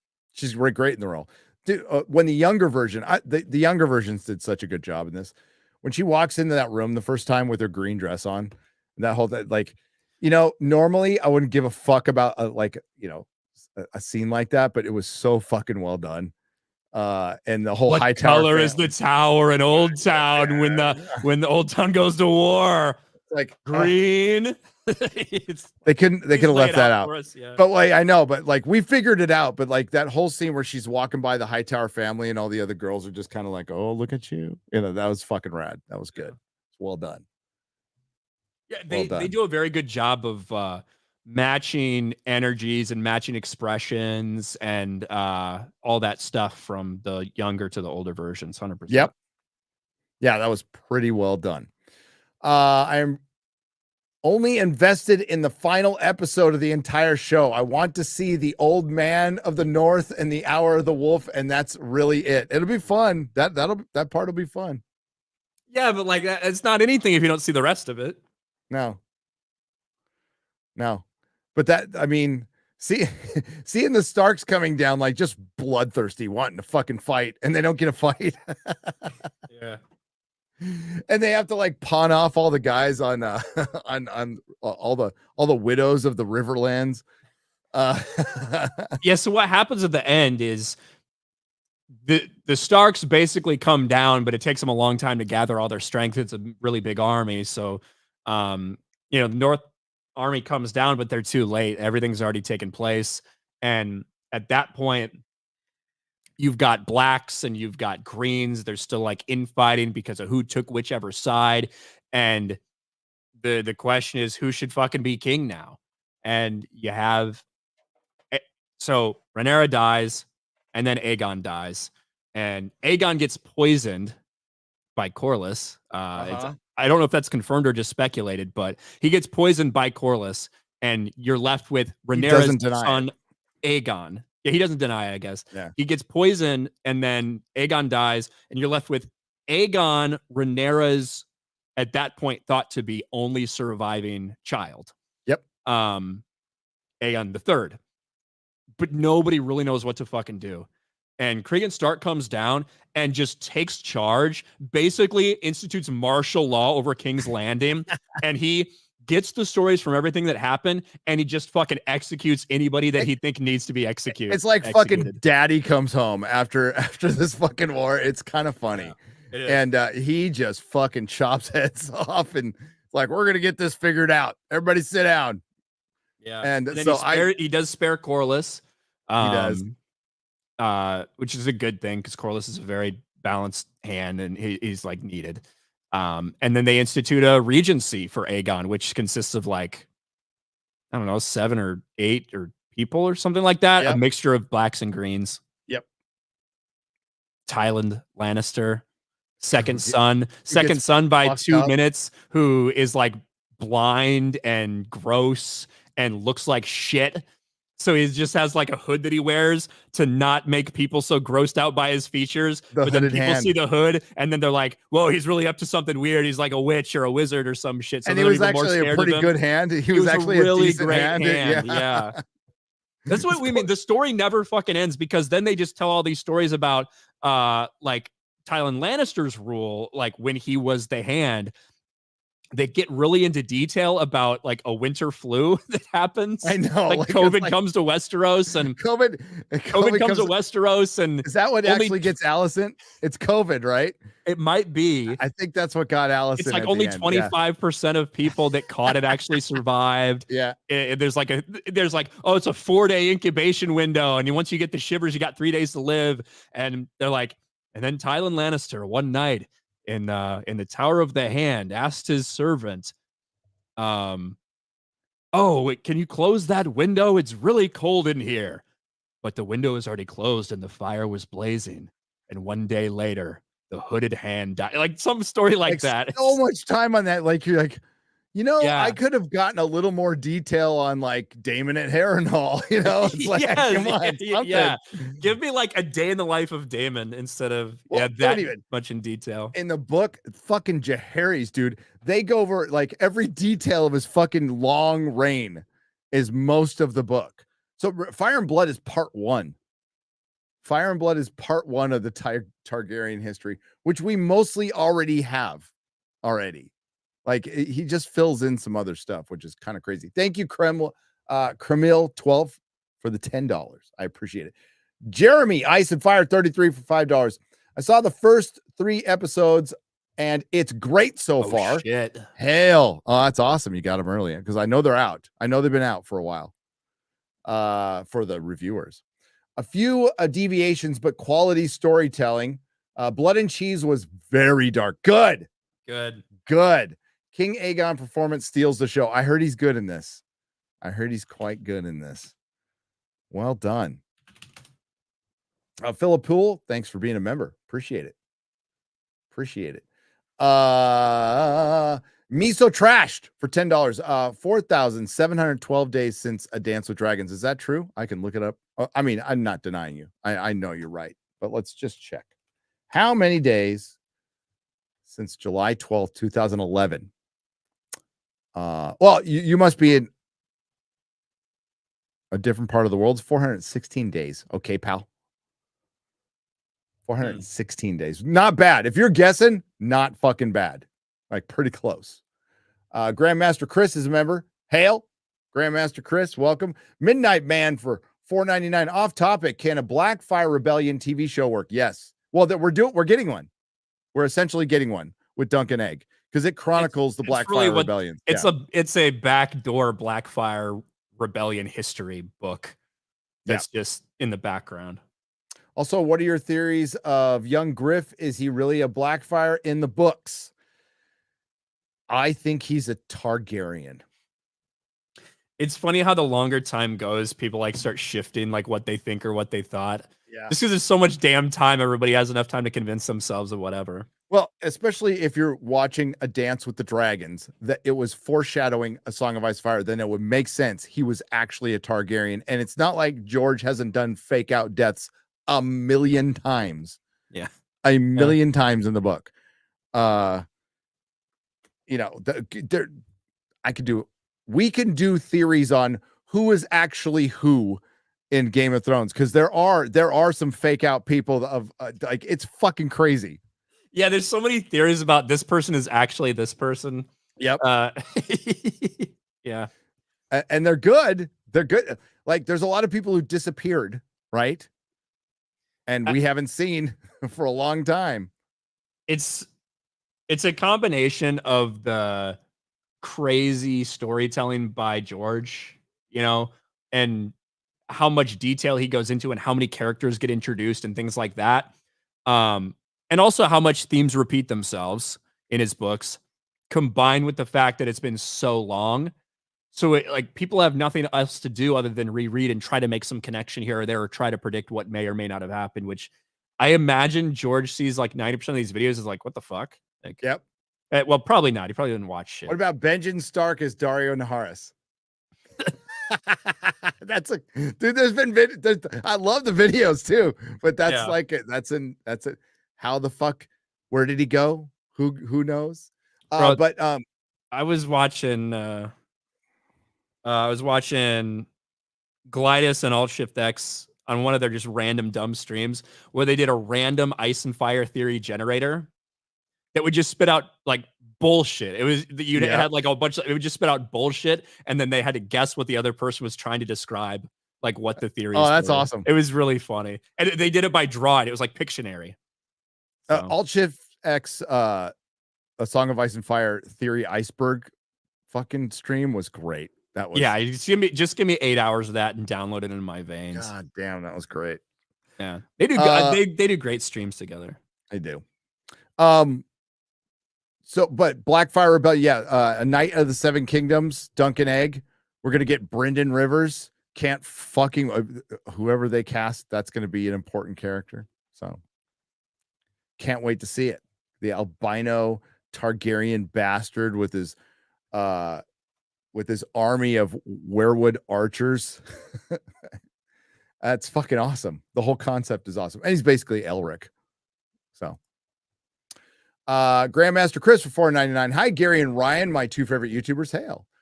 It is so nice to be excited for something for once. It is 4,716 days since the Dance with Dragons. Hashtag RIP Star Wars. Yeah, Star Wars is pretty dead. Pretty dead. Oh, we'll get that awesome Acolyte episode. Oh, yeah. Acolyte's great. So trash for $2. I think the show has a good amount of strong blacks. I think it does too. It does. It does have strong blacks. That can be taken multiple ways. It can. I think the show said blood and cheese were meant to be Aemond. To get Aemond? Oh, to get Aemond. To get Aemond. Sorry. Kill him? To get Aemond? Well, it was theorized in the book. I'm going back in the book, and they thought they had access. They could have killed the Hand. Maybe they wanted to get Aegon, but son for a son. I think they went who they went for purposefully. Yeah, I think so too. Yeah. That's what it feels like. Even the strategy to ask which one of us you want to kill, like to then kill the other one, seems pretty calculated. But maybe it was just heat of the moment. Wow, let's be as fucked up as we can. Let's improvise. Maybe Daemon told him, you could improvise if you want. And with Viserys II, since he's the direct ancestor. Yeah, that would take a while though. Yeah, we can't do that in 4 seasons. Yeah. Unless they cut out a lot of shit, which they could. Apex Calibre for $1.99. Jane's here. House Stark forever. That's right. We're all about House Stark here. You get him pretty early on, but then we won't see him for forever. Glad you're doing well, Jane. We miss you. Corey Smith, who's been a member for 2 months. Do we see Bloody Dustin this season? Ooh. Okay, here's the problem with some of these battles, right? they don't really involve main characters. So if you put a main character at some of these, like the Battle of the God's Eye, for example, there's no Daemon, there's no Aemon, you know. But if they switch some characters around, maybe. I'm gonna cheer when Rhaenys dies. That will be a brutal part with Aegon getting mangled. Says Minna Galen. I understand why some people hate Rhaenys, you know. Well, the small folks should fucking hate her guts. Well, yeah, she killed a bunch of small folk. Don't matter. Like, I don't understand how many times we have to get through this, but they don't fucking matter unless they're really upset at King's Landing because you just raised taxes by 3 times, and that's why they all want you Rhaenyra to die. Yeah, the small folk are just there to support the power and be afraid. That's why Targaryens, it's smart to like, and that's why it was really fucking stupid at the end of Game of Thrones. You don't burn down King's Landing because you do that, all the small folk turn on you, like all of them do, and your seat of power is gone. How do you think that? Because obviously that happens. Yes, like that is going to happen in Ice and Fire, right? Yes, like it's obviously going to happen in a different way. Why do you think it happens? I don't think it's because Missandei gets her fucking head chopped off. I think it will be far more cruel. It'll be far more cruel, and it'll be. I don't think it'll be Cersei there. I think it's because Fagon is there, and the people are rejoicing and praising him. That's what I think. And remember, she didn't really do it in Meereen, right? She fucking crucified all the slave masters, but you're gonna see Daenerys go on an arc, right? She's going to learn how to be a queen, but she's going to lose her shit at some point. She is. So I definitely think, like we've talked about it before, the exact ending, I think, goes down that way. I think Jon Snow has to kill her, and then he gets banished. I don't think it's as fucking dumb as talking Grey Worm. It's like that. I think that there'll be so much more that happens. But I think she'll keep losing allies, but it'll be slowly. It won't be as fast. Like I think she loses Barristan in the Battle of Fire that's going on in Meereen right now. I think Barristan dies then. Yeah, like in the next couple chapters, he's probably going to die opening. Yeah, and then she'll just keep losing allies as time goes on. She'll be alone, right? And then that it probably goes down that way. It'll make. Well, we'll never know because the book's not going to finish. But theoretically, it'll make more sense. Yeah. Theoretically, if you turn on CERN and we go to a different reality where George actually fucking writes his book, it would make more sense. It just like doesn't make sense for her to do that when it's not like Cersei's beloved or anything. Like, you know what I mean? I think it's going to take her like doing all of this stuff, losing so much shit, losing all these people that are close to her, only to get there and see them embracing like Fagon, like loving that he's there and like very supportive of him and shit. And I think she's gonna show up and see that and say these motherfuckers and just burn everything. Yep. Be all right. That will be all right. And you know, we don't know if we're gonna get a Night King. I don't think we're getting a Night King. I don't know. I think it all depends on what happens to Jon Snow when he gets resurrected. Like, what's he going to be? What type of a white? Because remember, there's fire whites and then there's the whites. So, is he going to be a fire white? Because we do know. Why am I blanking on her name now? Stannis' daughter. Stannis' daughter. Sure. Yeah. We do know that, like George said specifically, she gets burned. Like that happens. So that. Shireen gets fucking burned. We know that happens. And I think that sacrifice is what brings Jon back. I think that's it wasn't meant to, but it was I think that sacrifice brings Jon back. I mean, George has been very adamant that death has consequences. The death changes you. And so we're not going to get the Jon Snow that we got in the show. There's like nothing different about him, other he's got a couple holes in him. We're going to get like a very different person, especially if he spent a little bit of time in Ghost. You know, Yep. like because he has, right? He will. If he spent a significant amount of time in Ghost and then he comes back, he's going to be very, very different. So Yeah, and Alt Shift X just did a video on it. He's very different in the books. He's way more. He's that was getting a more politically fantastic fucking Yeah. video. That was a fantastic video by him, like showing how much is wrong with the Jon Snow portrayal in the show. Not Yep. wrong, just different, right? It's Yeah. not the same character. The idea that Jon, like, just this completely good, never tell a lie, honorable, like whatever. That's not who he is in the books. Not to say he's bad or anything, but No, he he'll killed Corn mislead. Halfhand, dude. I mean, he had to, but he killed him. That was It's still fucked up. Corn Halfhand killed himself. Yeah, but it's still fucked up. You know, it's not good. He had no choice. He's totally justified, but it's still fucked up. I don't even think that's fucked up. I think that was like Corn was killing himself. Yeah. I don't think that's fucked up. He likes Val. He wants to bang Val. Mm-hmm. But I guess everybody wants to bang Val. Apparently, she's really hot. And he switches the babies and shit. That is like a crazy thing, right? For him, I like the idea of him doing something like that, of switching those babies, and that Gilly's baby has a potential to be killed because of that, and he knowingly makes her go anyway with the other baby. And that baby's supposed to be a white, by the way. It's supposed to be sacrificed to the others.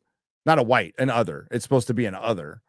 So I just don't think for like, if you just watch the show, I don't think anyone would dare think that Jon could do something like that. No, but he does it.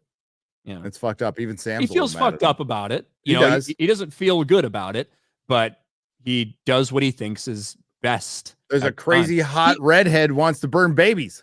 Yeah. Well, and he also like shows a lot of. He shouldn't be going out of his way like this to help Stannis and be so close to Stannis with all the shit that's going on in the realm. He definitely shouldn't, but he's kind of choosing a side. Yep. Stannis the Manus, by the way. Hail Stannis. Fucking the one love true Stannis. king. The one true king. That son of a bitch. Just saw Two Towers in theaters for the first time, says Adam Milne, for 2 Canadian pesos. Awesome. Hope you loved it. Hope you guys enjoyed that.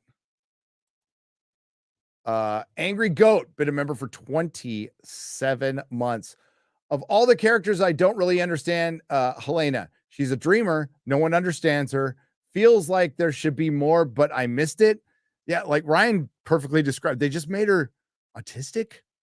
And that's going to be interesting. I think because I think it would have been fine to make her pretty normal that she was a dreamer, and then like having her kid beheaded right in front of her would make her crazy. I think that would be enough. I don't mind it. Like it would be kind of, if you didn't have her be like a little weird like that, there would be like no point for her even being in the show.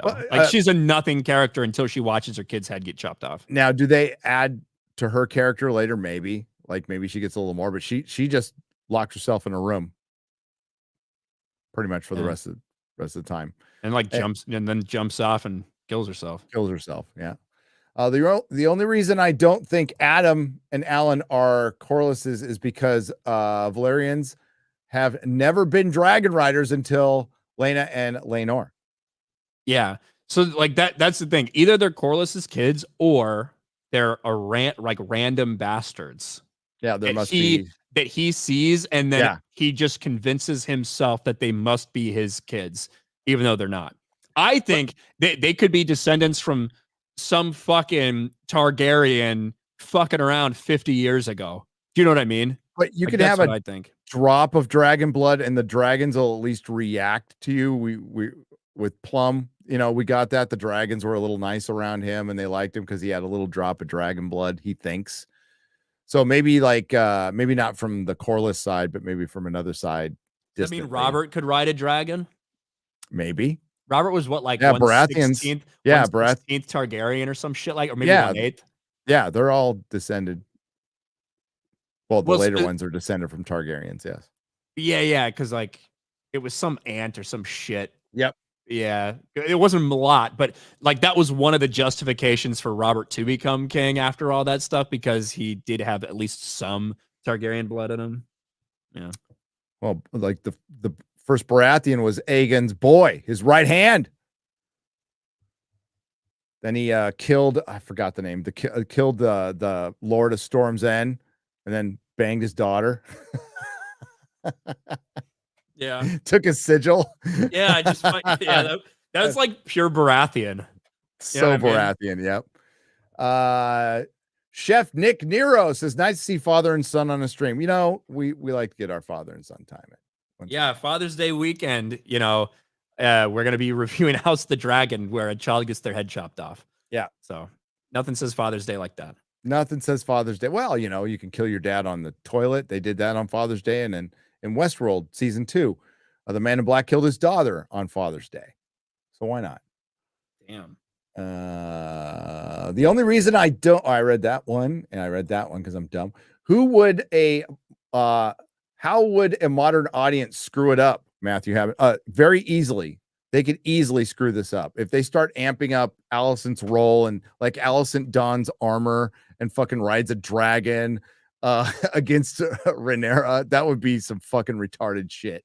So the only thing that semi justifies what I think is a horrible scene at the end of episode 9 is when Rhaenys, the only way to justify it is Rhaenys is out there like, I don't want to hurt any mothers, but she's talking about royal mothers and members of her family. She doesn't give a fuck about the small folk mothers that she murders while escaping. And when her dragon, when Melees gets out of the dragon pin, like the special effects work, they specifically show the dragon stepping on people.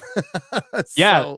Like they were not, they showed like in the tail sweeping him into like the hole and shit. Yeah, he killed a fuck ton of people. Yeah, she did. The small folk, dude, we remember what a great sequence in episode 3 when Daemon goes with Corlys to the Stepstones, and that dude who's nailed there sitting eaten by crabs, and he hears Caraxes. Oh, I know. He's like, Daemon, my prince, Daemon, he's here to save us. And Daemon just starts burning all these triarchy fucks, all this shit. He's like, my prince, save me. And Daemon just fucking Caraxes comes down and squashes him and kills him. Like, no fucks given. Yep. The small folk do not matter, and they never will. That's the way it should be. Exactly. I was an extra on a couple of seasons of Game of Thrones. HBO are a pack of tossers. We were given chocolate bars for lunch on 16-hour days. No way. But they're all jokes on you. You said you did it for a couple seasons. Yeah. So it must have been good enough to held keep out coming back to. Like a Clark bar or something, or some Reese's, Reese's. Yeah. Something like that. That's funny though. No, that sounds like a crew. That's why they were like, whoa, solidarity, we're all on strike, and they fucking work you like dogs. And it's for pretend. It's pretend. Toxic Man Flu's been a member for 41 months. What's up, Tox? Holy cow, 41 months now. Is this series the Star Wars trilogy Dan and Dave are doing, or is it Ruin Johnson's? I'm so confused. It's Ryan Kindell's, who Az thought I was saying Ryan Kinnell. It's Ryan Kindell's. Az thought you kept saying that? Yeah, he's like, why are you saying Ryan Kindell? And I'm like, that's the showrunner, dumbass. He thought I was mispronouncing your name. I say Ryan Condell just because it's not close enough to my name. Okay. But I think it is Condell, I think, but I don't know. Well, so far he's a competent showrunner, and the real idiot is gone now. So we'll see. Miguel Sapochnik. Miguel Sapochnik. Good director, fucking moron. Anybody starts talking long enough that's behind the scenes stuff, it's not good. It's really not. HBO needs to get rid of that. Like, what made Game of Thrones season 8 1,000 times worse was Dan and Dave's explanations after each episode. If they were just not there, it wouldn't have been as bad. I kind of forgot. She kind of forgot. That is going to go down in television history. At both the Fellowship and Two Tower screenings, one of the last things I saw in previews was an ad for House of the Dragon. Oh, that's smart. Warner Brothers. Warner Brothers distributes it, so that makes sense. That is really smart of them. The fact that we're starting to see streaming things advertised in theaters I know.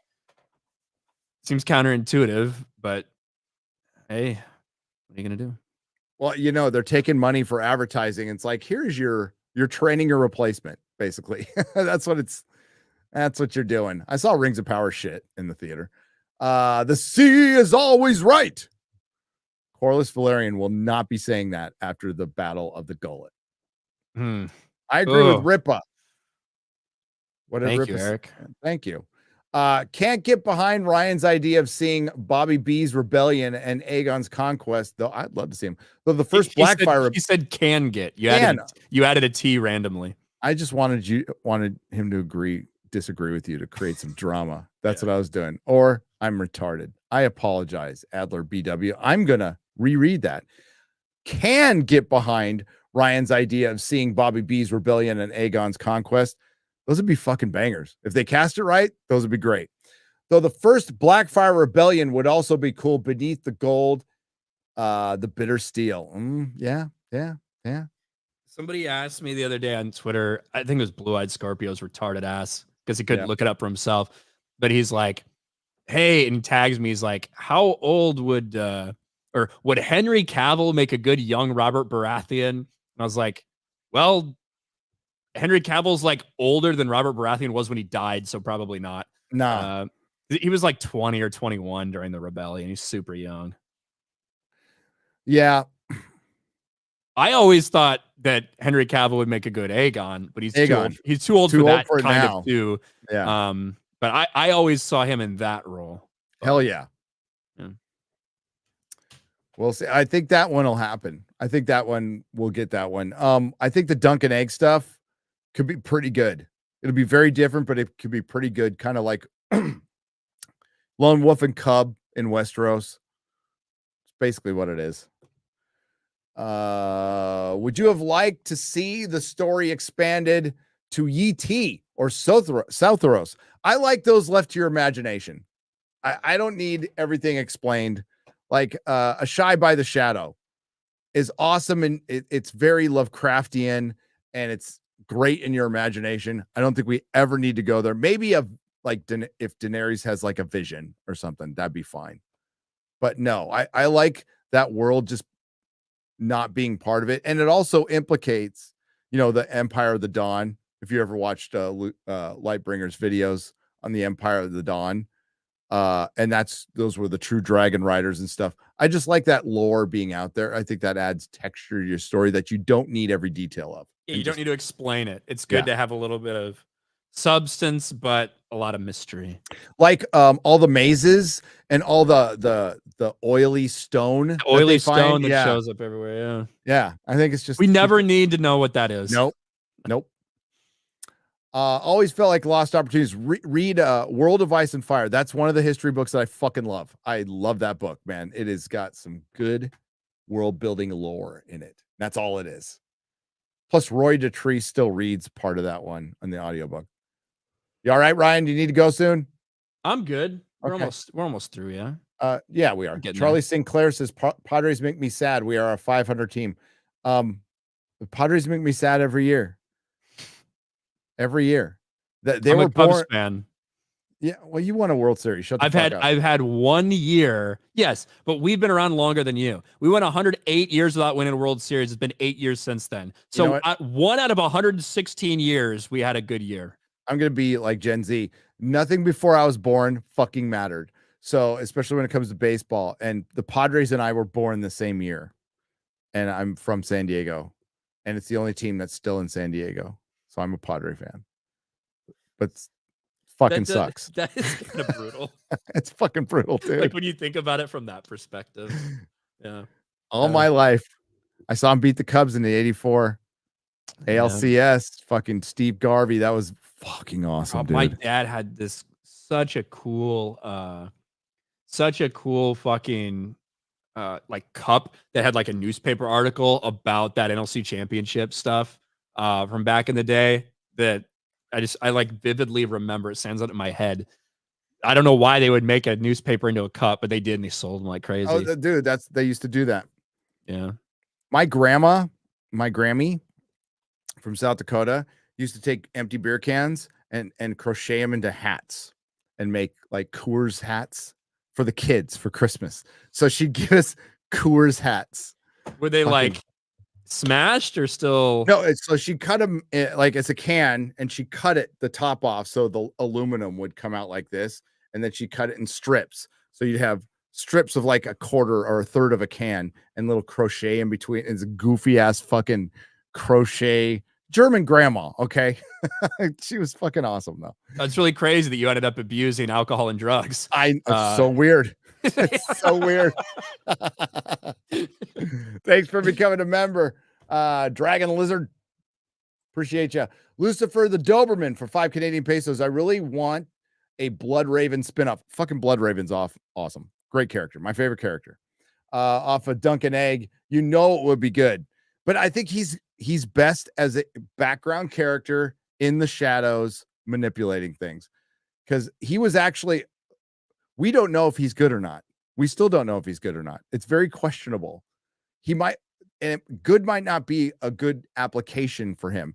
He is doing what's best for the realm, but he's doing some extremely fucked up things, including possibly grooming Bran to take over his body. So, yeah, he is doing things against other people's will. The way he used Jojen and stuff like that. Do you know what I mean? Like, yeah, obviously, this is the total for the greater good story. it is. If that is actually what he's doing. You know, if that's what he's doing, if he's even in control, it might be the children of the forest wanting to just want all the men to kill themselves because it might be their final play. You know, do we trust these little children of the forest, these little deer looking elfy people? I don't trust them. I don't trust them. They look like comics division. They look like comics division. Default for $4.99. What battles are you most looking forward to? As awesome as the dragon fights are going to be, I still hope we get to see the fish feed. Could be epic. I want to see the fish feed because just a lot of people fucking die. And it's like, it's one army backed up against a lake. So they got nowhere to fucking go. And they fight in the reeds and shit and in armor. And it's just a bunch of Northmen who specifically went down there to die. It's a bunch of old, grizzled Northmen. It's like when the food stores get too low, they like go south to fight. Yeah, like, you know what I mean? Which is kind of tells you about the Northerners a lot. Yep. And the Battle of the Gullet. I think that's going to be epic. I think that's going to be kind of epic. Battle of the Gullet is what I'm looking for. Rook's Rest is whatever. Really, it's the dragon fight we're looking for there. But yeah, Battle of the Gullet's going to be nuts. The crazy thing about season 1 is it's not about the battles. It's about these characters interacting with each other. You get very little action, and it didn't need any. No, it really didn't. I mean, there was some good action in it, but the best scenes, the best TV scene I've seen in years was a guy walking across a hall for his daughter. Like, yeah. And the reality is, as crazy as Game of Thrones became later on, and people loved some of the big battles and stuff, what made it good in the beginning was not the battles. They didn't have the budget for it. They skipped over battles that happened in the book. Yep. Because they didn't have the budget for it. What made it good was the characters interacting with each other with their different agendas and their different personalities. Yep. Like that is what made it good. I was thinking about that when I was rewatching it. Well, that's where George excels. George excels in dialogue. Like his fucking dialogue and his character interaction is unbelievable. And one of the better speeches wasn't in the book. You know, chaos is a ladder, but like all of Tyrion shit, that's lifted right from the book. Right from the good book. Stuff is, you can tell when they run out of dialogue for these characters like Tyrion and Varys because they start sounding retarded. They just make cock jokes. Which, listen, nothing wrong with a good dick joke, but for these characters, if that's all it is, that's a problem. And Varys, they made too good. Way too good. You know, because he ain't. God. A Dance with Dragons. that epilogue is fucking awesome. It's like something finally fucking happens for one, and dude, it happens as Ryan yawns. But sorry. it's all good. I don't care. It's late. It is late. See, these Sunday's like a busy fucking day for me. I bet. So Sports Wars stream. Then I went on George the Giant Slayer's stream. Then I did my stream, and now we're here. Fucking A. Thanks for being here, man. I appreciate Thanks for having me. It's fun. Of course. I want blood and cheese. This is the most I've looked forward to infanticide ever. I love you. I love George. Love you, George. Yeah, it's woo. That's gonna be the first episode. And it'll probably be right at the end. So they'll probably have Damon, going to Harrenhal and Rhaenyra planning and all kinds of See, I that is one thing I wonder if they're going to maybe change that up a little bit. Because the plan, remember at the end of season 1, the plan was like, okay, Damon's going to go, but he's there to deliver the message that Lucerys is dead. So obviously he's not at Harrenhal yet. I think they're going to take care of that shit. Then he goes to Harrenhal. Yeah. And I don't know when we see that. It might be episode 3 before we see that or something. Because when is the North stuff going to happen? Unless that's part of episode 1, I guess could be. Oh, they probably skipped the episode 2 on that one, I would guess. Well, I mean, you could have it you could have it in between the planning for. Yeah, go ahead. The way the old show used to go is they would have segments with each character, right? Mm-hmm. So I think they could fit that in. I think they could fit it in. I think you could fit it into one, or you could wait in after Blood and Cheese episode 2 opens in the North. He has to go to the Erie first, though. Yeah, that's true. Yeah, so maybe they do that. Yeah. But I mean, season 1 ended with Rhaenyra just looking at the screen, being told being mad, and that was it. Yeah, I'm gonna rewatch it again. Damn it, Ryan. You son of a bitch. I watched Bright after you talked about Bright. I know. Yeah. I don't have time to watch Stranger Things again. Yes, you do. Will. You can at least do season 1. Do season 1 and season 4. Yeah, I can do that. I rewatched Stranger Things again as well. Who will be book John team with, Aegon or Dany? I don't think either. At some point, he's got to find out he's a Targaryen. So we'll have 3 Targaryens running around. Maybe, or 2 Targaryens and a Blackfire. I think Aegon is at least a Blackfire.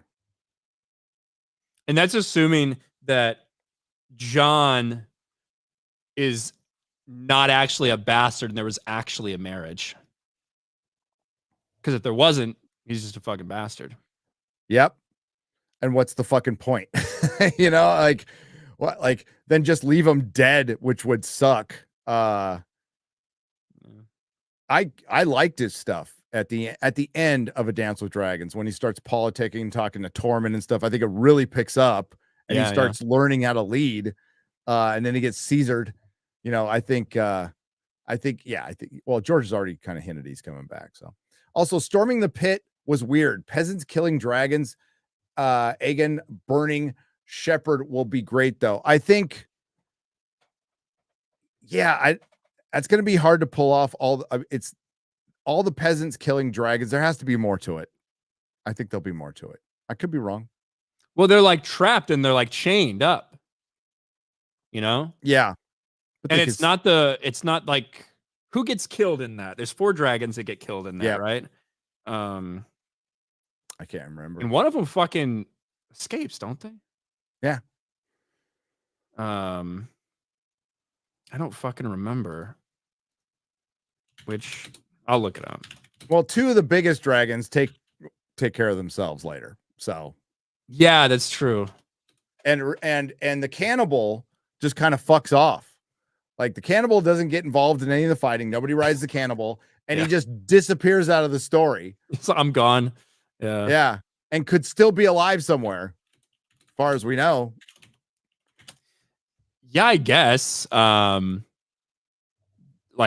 how long did Balerion live? Nettles and Sheep Stealer fuck off too. Yeah, like never to be seen. And there's like theories out there that Damon actually survived and stuff and like David, that, and he just Damon went to live with Nettles. Yeah. I think he died. I think he died too. But it's nice I never found a body because you never know. Yep.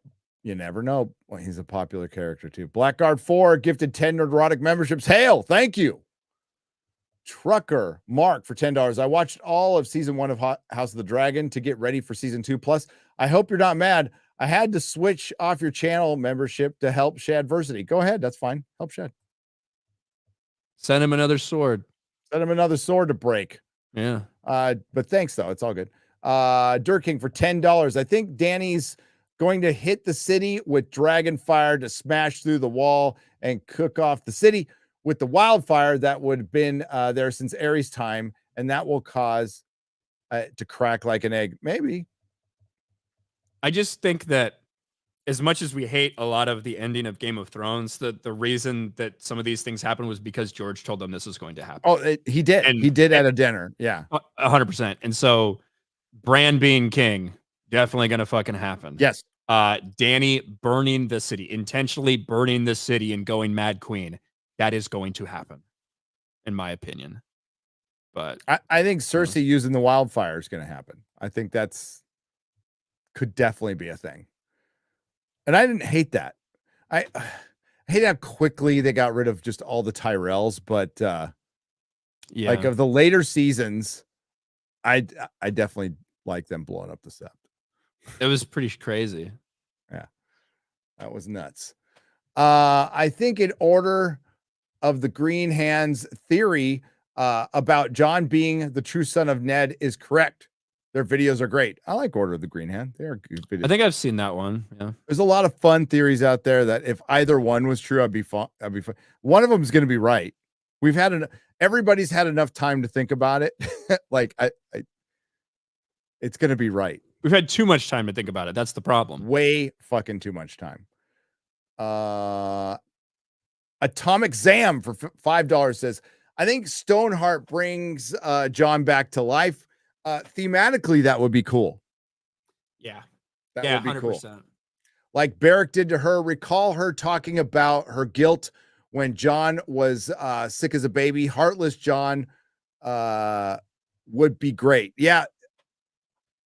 I think that's a possibility. But I still think it could be Shireen's sacrifice that does it. Unless you're saying Stoneheart like just passes her life force like Beric did. But they're definitely setting up Lady Stoneheart for something, and it's not to have long conversations because she can't talk. Yeah. But her little scenes, like her little chapters, are fucking awesome.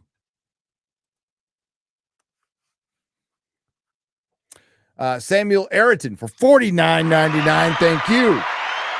Cersei should have been dealt with first, killed by Jaime, to then have him lead the Lannisters north to assist against the White Walkers. If he did die, they would have revealed pregnant Brain, writing his name, showing what? Pregnant Brain.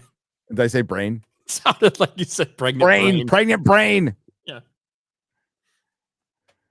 Brain.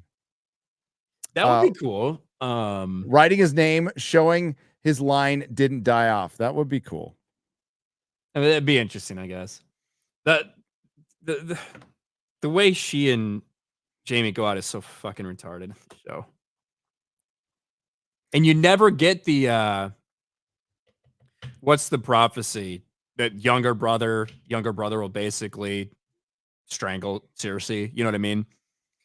The Quarren, I forget what it's fucking called. I forgot what it's called too now. It's been so long.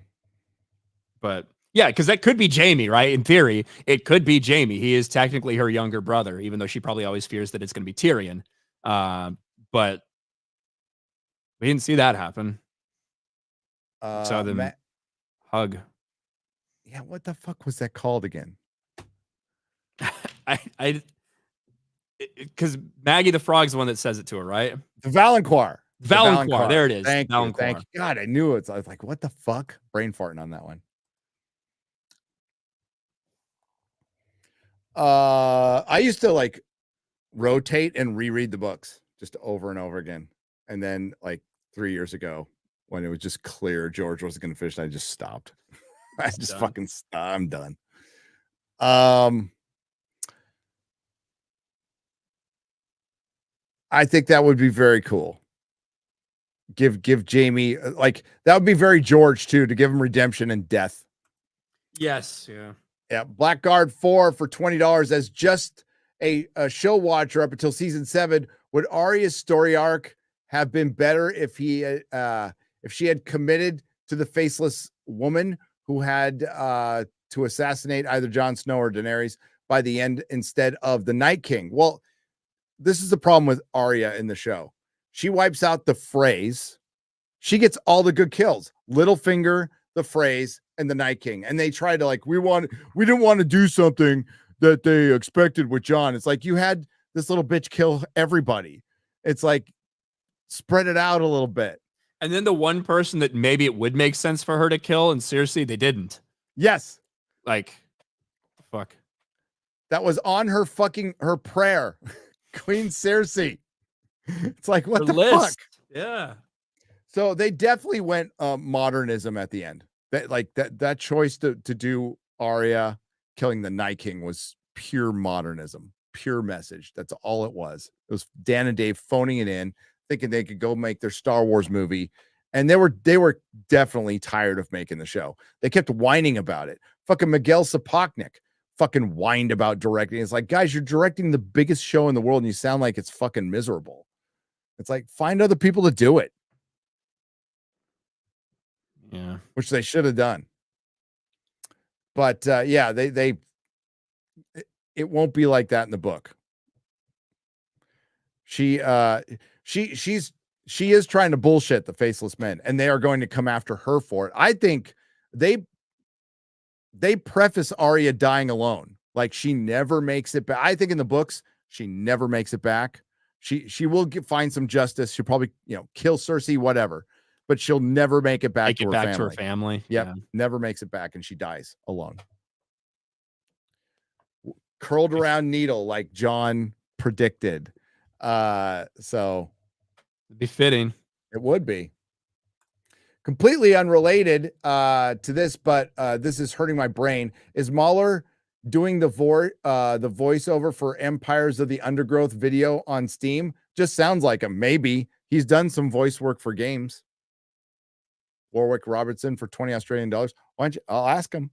Yeah, it sounds like a good thing to ask Mahler, I suppose. Yeah, he's done some voice work for games in the past. I can't remember the game, to be honest with you. But OMG puppies for $10. Given the strange climate, do you think Game of Thrones takes place on Earth? I wonder if it is Gene Wolfe's situation, where it is far, far in the future, a planetary colony that has lost its technology and history. That's one of the theories, but it's not Earth. No, I don't think it's Earth. I do not think it's Earth. Mm-hmm. But we could be wrong. I mean, it's laid out a lot like Earth in some places. All the Asians are in the East. Yeah, I don't think it's Earth. No, I don't think it's Earth. Can't spell Targaryen without Gary. That's true. Taker 610 for $2. Don't forget that. You also can't spell it without ARG. Thanks for pointing that out. Choose Forever for $2. Bigot Army Raid. What's up? Hypnotic. That's Hypnotic. Nice. Thank you. Hail Hypnotic Raid. What's up, Gary? What's up? Cord Pop 1963 for $2. Hail Hypnotic, by the way. Bigot Army Raid from Hypnotic. Look at that. Panther 111 for $2. Appreciate that. Ryan is a fig. Well, we knew that. Thank you, Maximus. Maximus BT. We got Bio. Is it Biot or Bio T Wolf for 19? How would you read that? Bio T Wolf. How would Beardo read it? Biot Wolf? Biot Wolf. Oh, okay. Yeah. I would read it Biot Wolf. Bigot Army Raid. Read your chat. I'm reading my chat.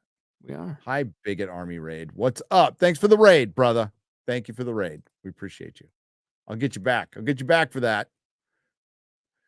Speaking Moistly is a new member. Hail. And thank you for the $50 by Bio T Wolf. Bio T Wolf. Like he's got his middle initial, you know what I mean? Bio T Wolf. Speaking Moistly for 10 Canadian pesos. Nerdrotic is so big he don't care about the biggest rating. No, I'm just dumb. And we're talking. So we were having like good theory conversations. I absolutely care though. Thanks for rating, guys. Something Wong is a new member. Hail Something Wong. Bing Tang Ao. Bing Tang Ao. Holy fuck. We too low. BK Outpost. Can we get a Griff Theory again? Aren't you guys doing one soon? Yeah, we're supposed to do like a reunion Star Grift after Acolyte's over. So we got, a couple months. But yeah. Subscribe to Hypnotic if you haven't already, please. Good channel. Good dude. John is Ned and Ashara's son, not a Targ. Okay, the theory doesn't make sense if the story plays out. Then this whole prophecy of John thing is a big fucking red herring, shaggy dog, go nowhere thing. What the fuck's the point of that? Yeah, I think like one thing that really makes people think that there's a timeline that doesn't quite line up. It's like only 8 months instead of like the 9 months it would like be, or some shit that's really convinced people lately that it's not the case. But go back. George has retconned timelines already in the book. Yeah. And I also want to point out that one of the reasons Dan and Dave got the fucking job was they guessed that John was a Targaryen. Yes, that's it. Like that's it. Yeah, that's something like that in the show is in there because George told them that was it. Yep. Now, is his name going to be Aegon? I don't know. Like things like that. There could be ways that you could justify. Maybe not. His name should be Jaehaerys.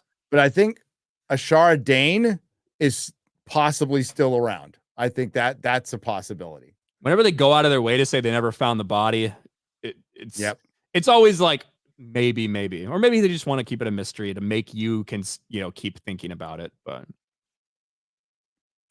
what if John and Aegon ride an old living cannibal? Why not? He still could be out there. Dragons, we don't know what their lifespans are. Totally. Valerian died of old age, right? Yeah. He was fucking old. Yeah. Night King. Oh, wait. And this is Apex Caliber again for $1.99. Night King should have made it to King's Landing. Yes, not off like his front porch. He didn't make it off his fucking front porch. Now, it would have been so much cooler if they had made it all the way to King's Landing and just fucking. And it wouldn't even wrecking people. It wouldn't have cost much. You could have made episodes like a horror movie where like the small folk are just running from fucking whites and being trapped in like one hut or something. It would have been fucking great. And you've got them having to like work together to make decisions of how many resources do we use to try to save these people versus do we just say fuck off and like let's get to King's Landing as fast as possible and make our last stand there type of shit. Like, yeah, you could have done stuff like that. How cool was it when Sam killed that white? That was fucking cool.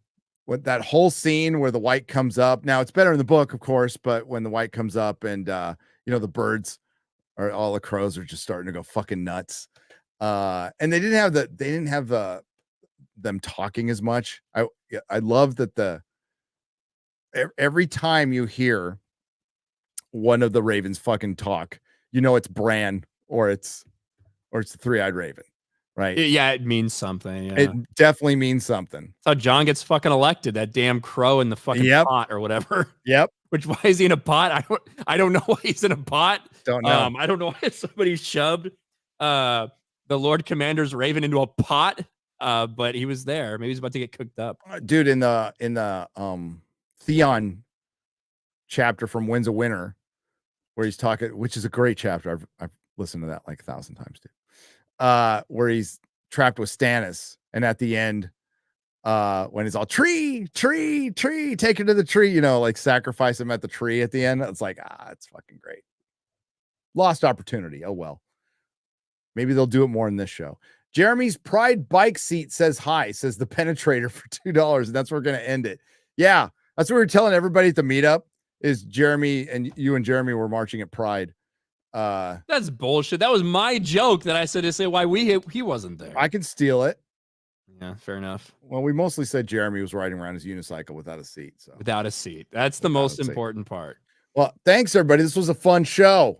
It will be re-uploaded on Nerdrotic Live. We will be live right after the show next Sunday with Mahler to discuss the first episode, which we just spoiled the living shit out of. So, we got out of our system. It was good to hear. Was that Jeremy Eisenfire in the chat who said that he saw it and it's dark as fuck? Yeah, that's good to hear. Well, we know a couple people who have episodes already. That's true. So look forward to hearing from them. I don't want to see it early. Appointment viewing television. I want to experience it right along with every other single person in the world who's going to watch it open. Same here, except when I was on Free Folk back in the day, Ryan, and those episodes leaked from Spain all the time, I fucking watched them all. I watched them all, dude. Lady Greymaster, I have a legit question. Is one of the characters actually named Bran, like the cereal? Is that supposed to be funny? You know, Lady Greymaster. A joke. Is it a joke? Yes, Bran. Yes, one of the characters is named Elmo Tully, and his grandfather is Grover Tully. Okay. Have you heard the theory that all Brandon Starks are the same Brandon Stark? Yeah. Who's just like time traveled. Yes. Yeah. I watched Hard Home again recently. I told you it's fucking awesome. Great banger episode, dude. So fucking good. When I was on House of the Dragon, it says you might also like, and it was like Game of Thrones. I clicked on it. It was like season 6, episode 1. Like that was my left off spot. I stopped after season 5. That to me was like where it started to feel off. I didn't start watching Game of Thrones until season 3. The first 2 seasons I didn't watch, and then I randomly binge watched them because somebody had a hard drive full of a bunch of movies and TV shows and shit at work that I was on overnight, and I fucking binged them. Like, this is awesome. So I started watching in season 3. And season 6, I just started like complaining a lot to my friend. He was like, you just don't like anything. I'm like, no, I fucking really liked it. But there's just like, season 6 is super hit or miss. It's like you have episodes or moments that are awesome. And there's also shit you really just like tilt your head at. And then season 7, I had big problems with. That's when the Westeros Express kicked in. And it sucks because Hard Home and then Danny getting on the dragon for the first time. It's pretty cool. It's all that shit's pretty cool. Such promise. Yeah, I saw somebody said that. I saw somebody post the other day. This is when Game of Thrones ended for me, and it's as they're sailing across the sea. You know, with the fucking dragons flying and the massive fleet and everything. Might as well have ended it there. Would have been better. Oh God! Don't get me started on Dorne. Fuck, did they fuck? I mean, Dorne wasn't great to begin with in the books, and they fucked Dorne up, man. I'm not a big fan of the Dorne shit in the books. I'm not either. Although I do like Darkstar. Darkstar's awesome. He's a fucking dick, but I think there's something to him. So, well, there's something to it. But the thing is, he's only awesome because of things he's told us, not because of anything anyone else has told us about him. Yeah. Which he's like the only fucking character in the book that's like that. All the other characters like that are fucking about like Euron or whatever. You get perspective from everybody else, like why they're so scared and intimidated of Euron and shit like that. Whereas Darkstar, the things we know about him that we think are fucking so cool, it's things that he tells everyone else. Well, so he looks the part. It's tough to get a feel for him. Yeah, he's a Dane. He wields Dawn, he baddest looks like a fucking Valerian because he's a Dane. Looks like a Valerian. Yep, has a meteor sword, like a magic meteor sword. Yeah, wants to steal the magic meteor sword. Euron was such a cool, like, because you had Ramsay Bolton, you're like, this is the baddest of the bad. Then Euron comes along, and they just fucking, yeah. Ramsay would be fucking Euron's fucking boyfriend. They're like, hey, let's have a pirate who might be mystical, who might be a green seer, and a child molester. Fucking just let's make him as evil as we possibly can. No question at all. There's no gray with Euron Greyjoy. He's bad. And then He's let's bad. make him die in the show by happening to swim up at the right moment while Jaime Lannister is there and have a fight. That is so fucking retarded. That's so retarded. Oh. So this Darkstar is great. He told me so. Yeah, he is pretty. It'd be funny if they're going to raid because they're on their way to go raid his castle, by the way. And he's all, I was just fucking bullshitting. Okay, guys. Yeah. Dany could have burned King's Landing to save it from the Night King. Yeah, but I think she's going to burn it for her. She's going to burn it because she's mad. Yep. Is Bran's first name Raisin? Probably not. Probably not, Eric. Probably not. And the show could have been turned around if Jaime actually killed the dragon when he charged in season 6. Or if he'd been killed. Or if he had been killed, which he should have been because he was in full armor and sinking to the bottom. Like, he sank like fucking 100 feet. Yep. And then they just pop up out of the water like 3 miles away. And Bronn is awesome, but like totally overused like towards the end. So Became a fan favorite, so he's just involved in everything. Yep. He fucking got married and fucked off. He did. He caused a bunch of problems, and Cersei was trying to get him killed, and he wouldn't die because he's fucking Bronn. Yeah. But yeah, he was happy as like he was fine. He has no loyalty to anybody. He just wanted to get a castle. He just wanted some security, man. That's all he wanted. He just wanted a castle and a lady to fuck. He was a hedge knight. Come on. All right. Thanks everyone. Appreciate you. Thanks to the Nerdrotics. Thanks to everyone who left super chat and donation. Appreciate you guys. And we'll see you Sunday. Take care. See you Sunday. Happy Father's Day. Happy Father's Day.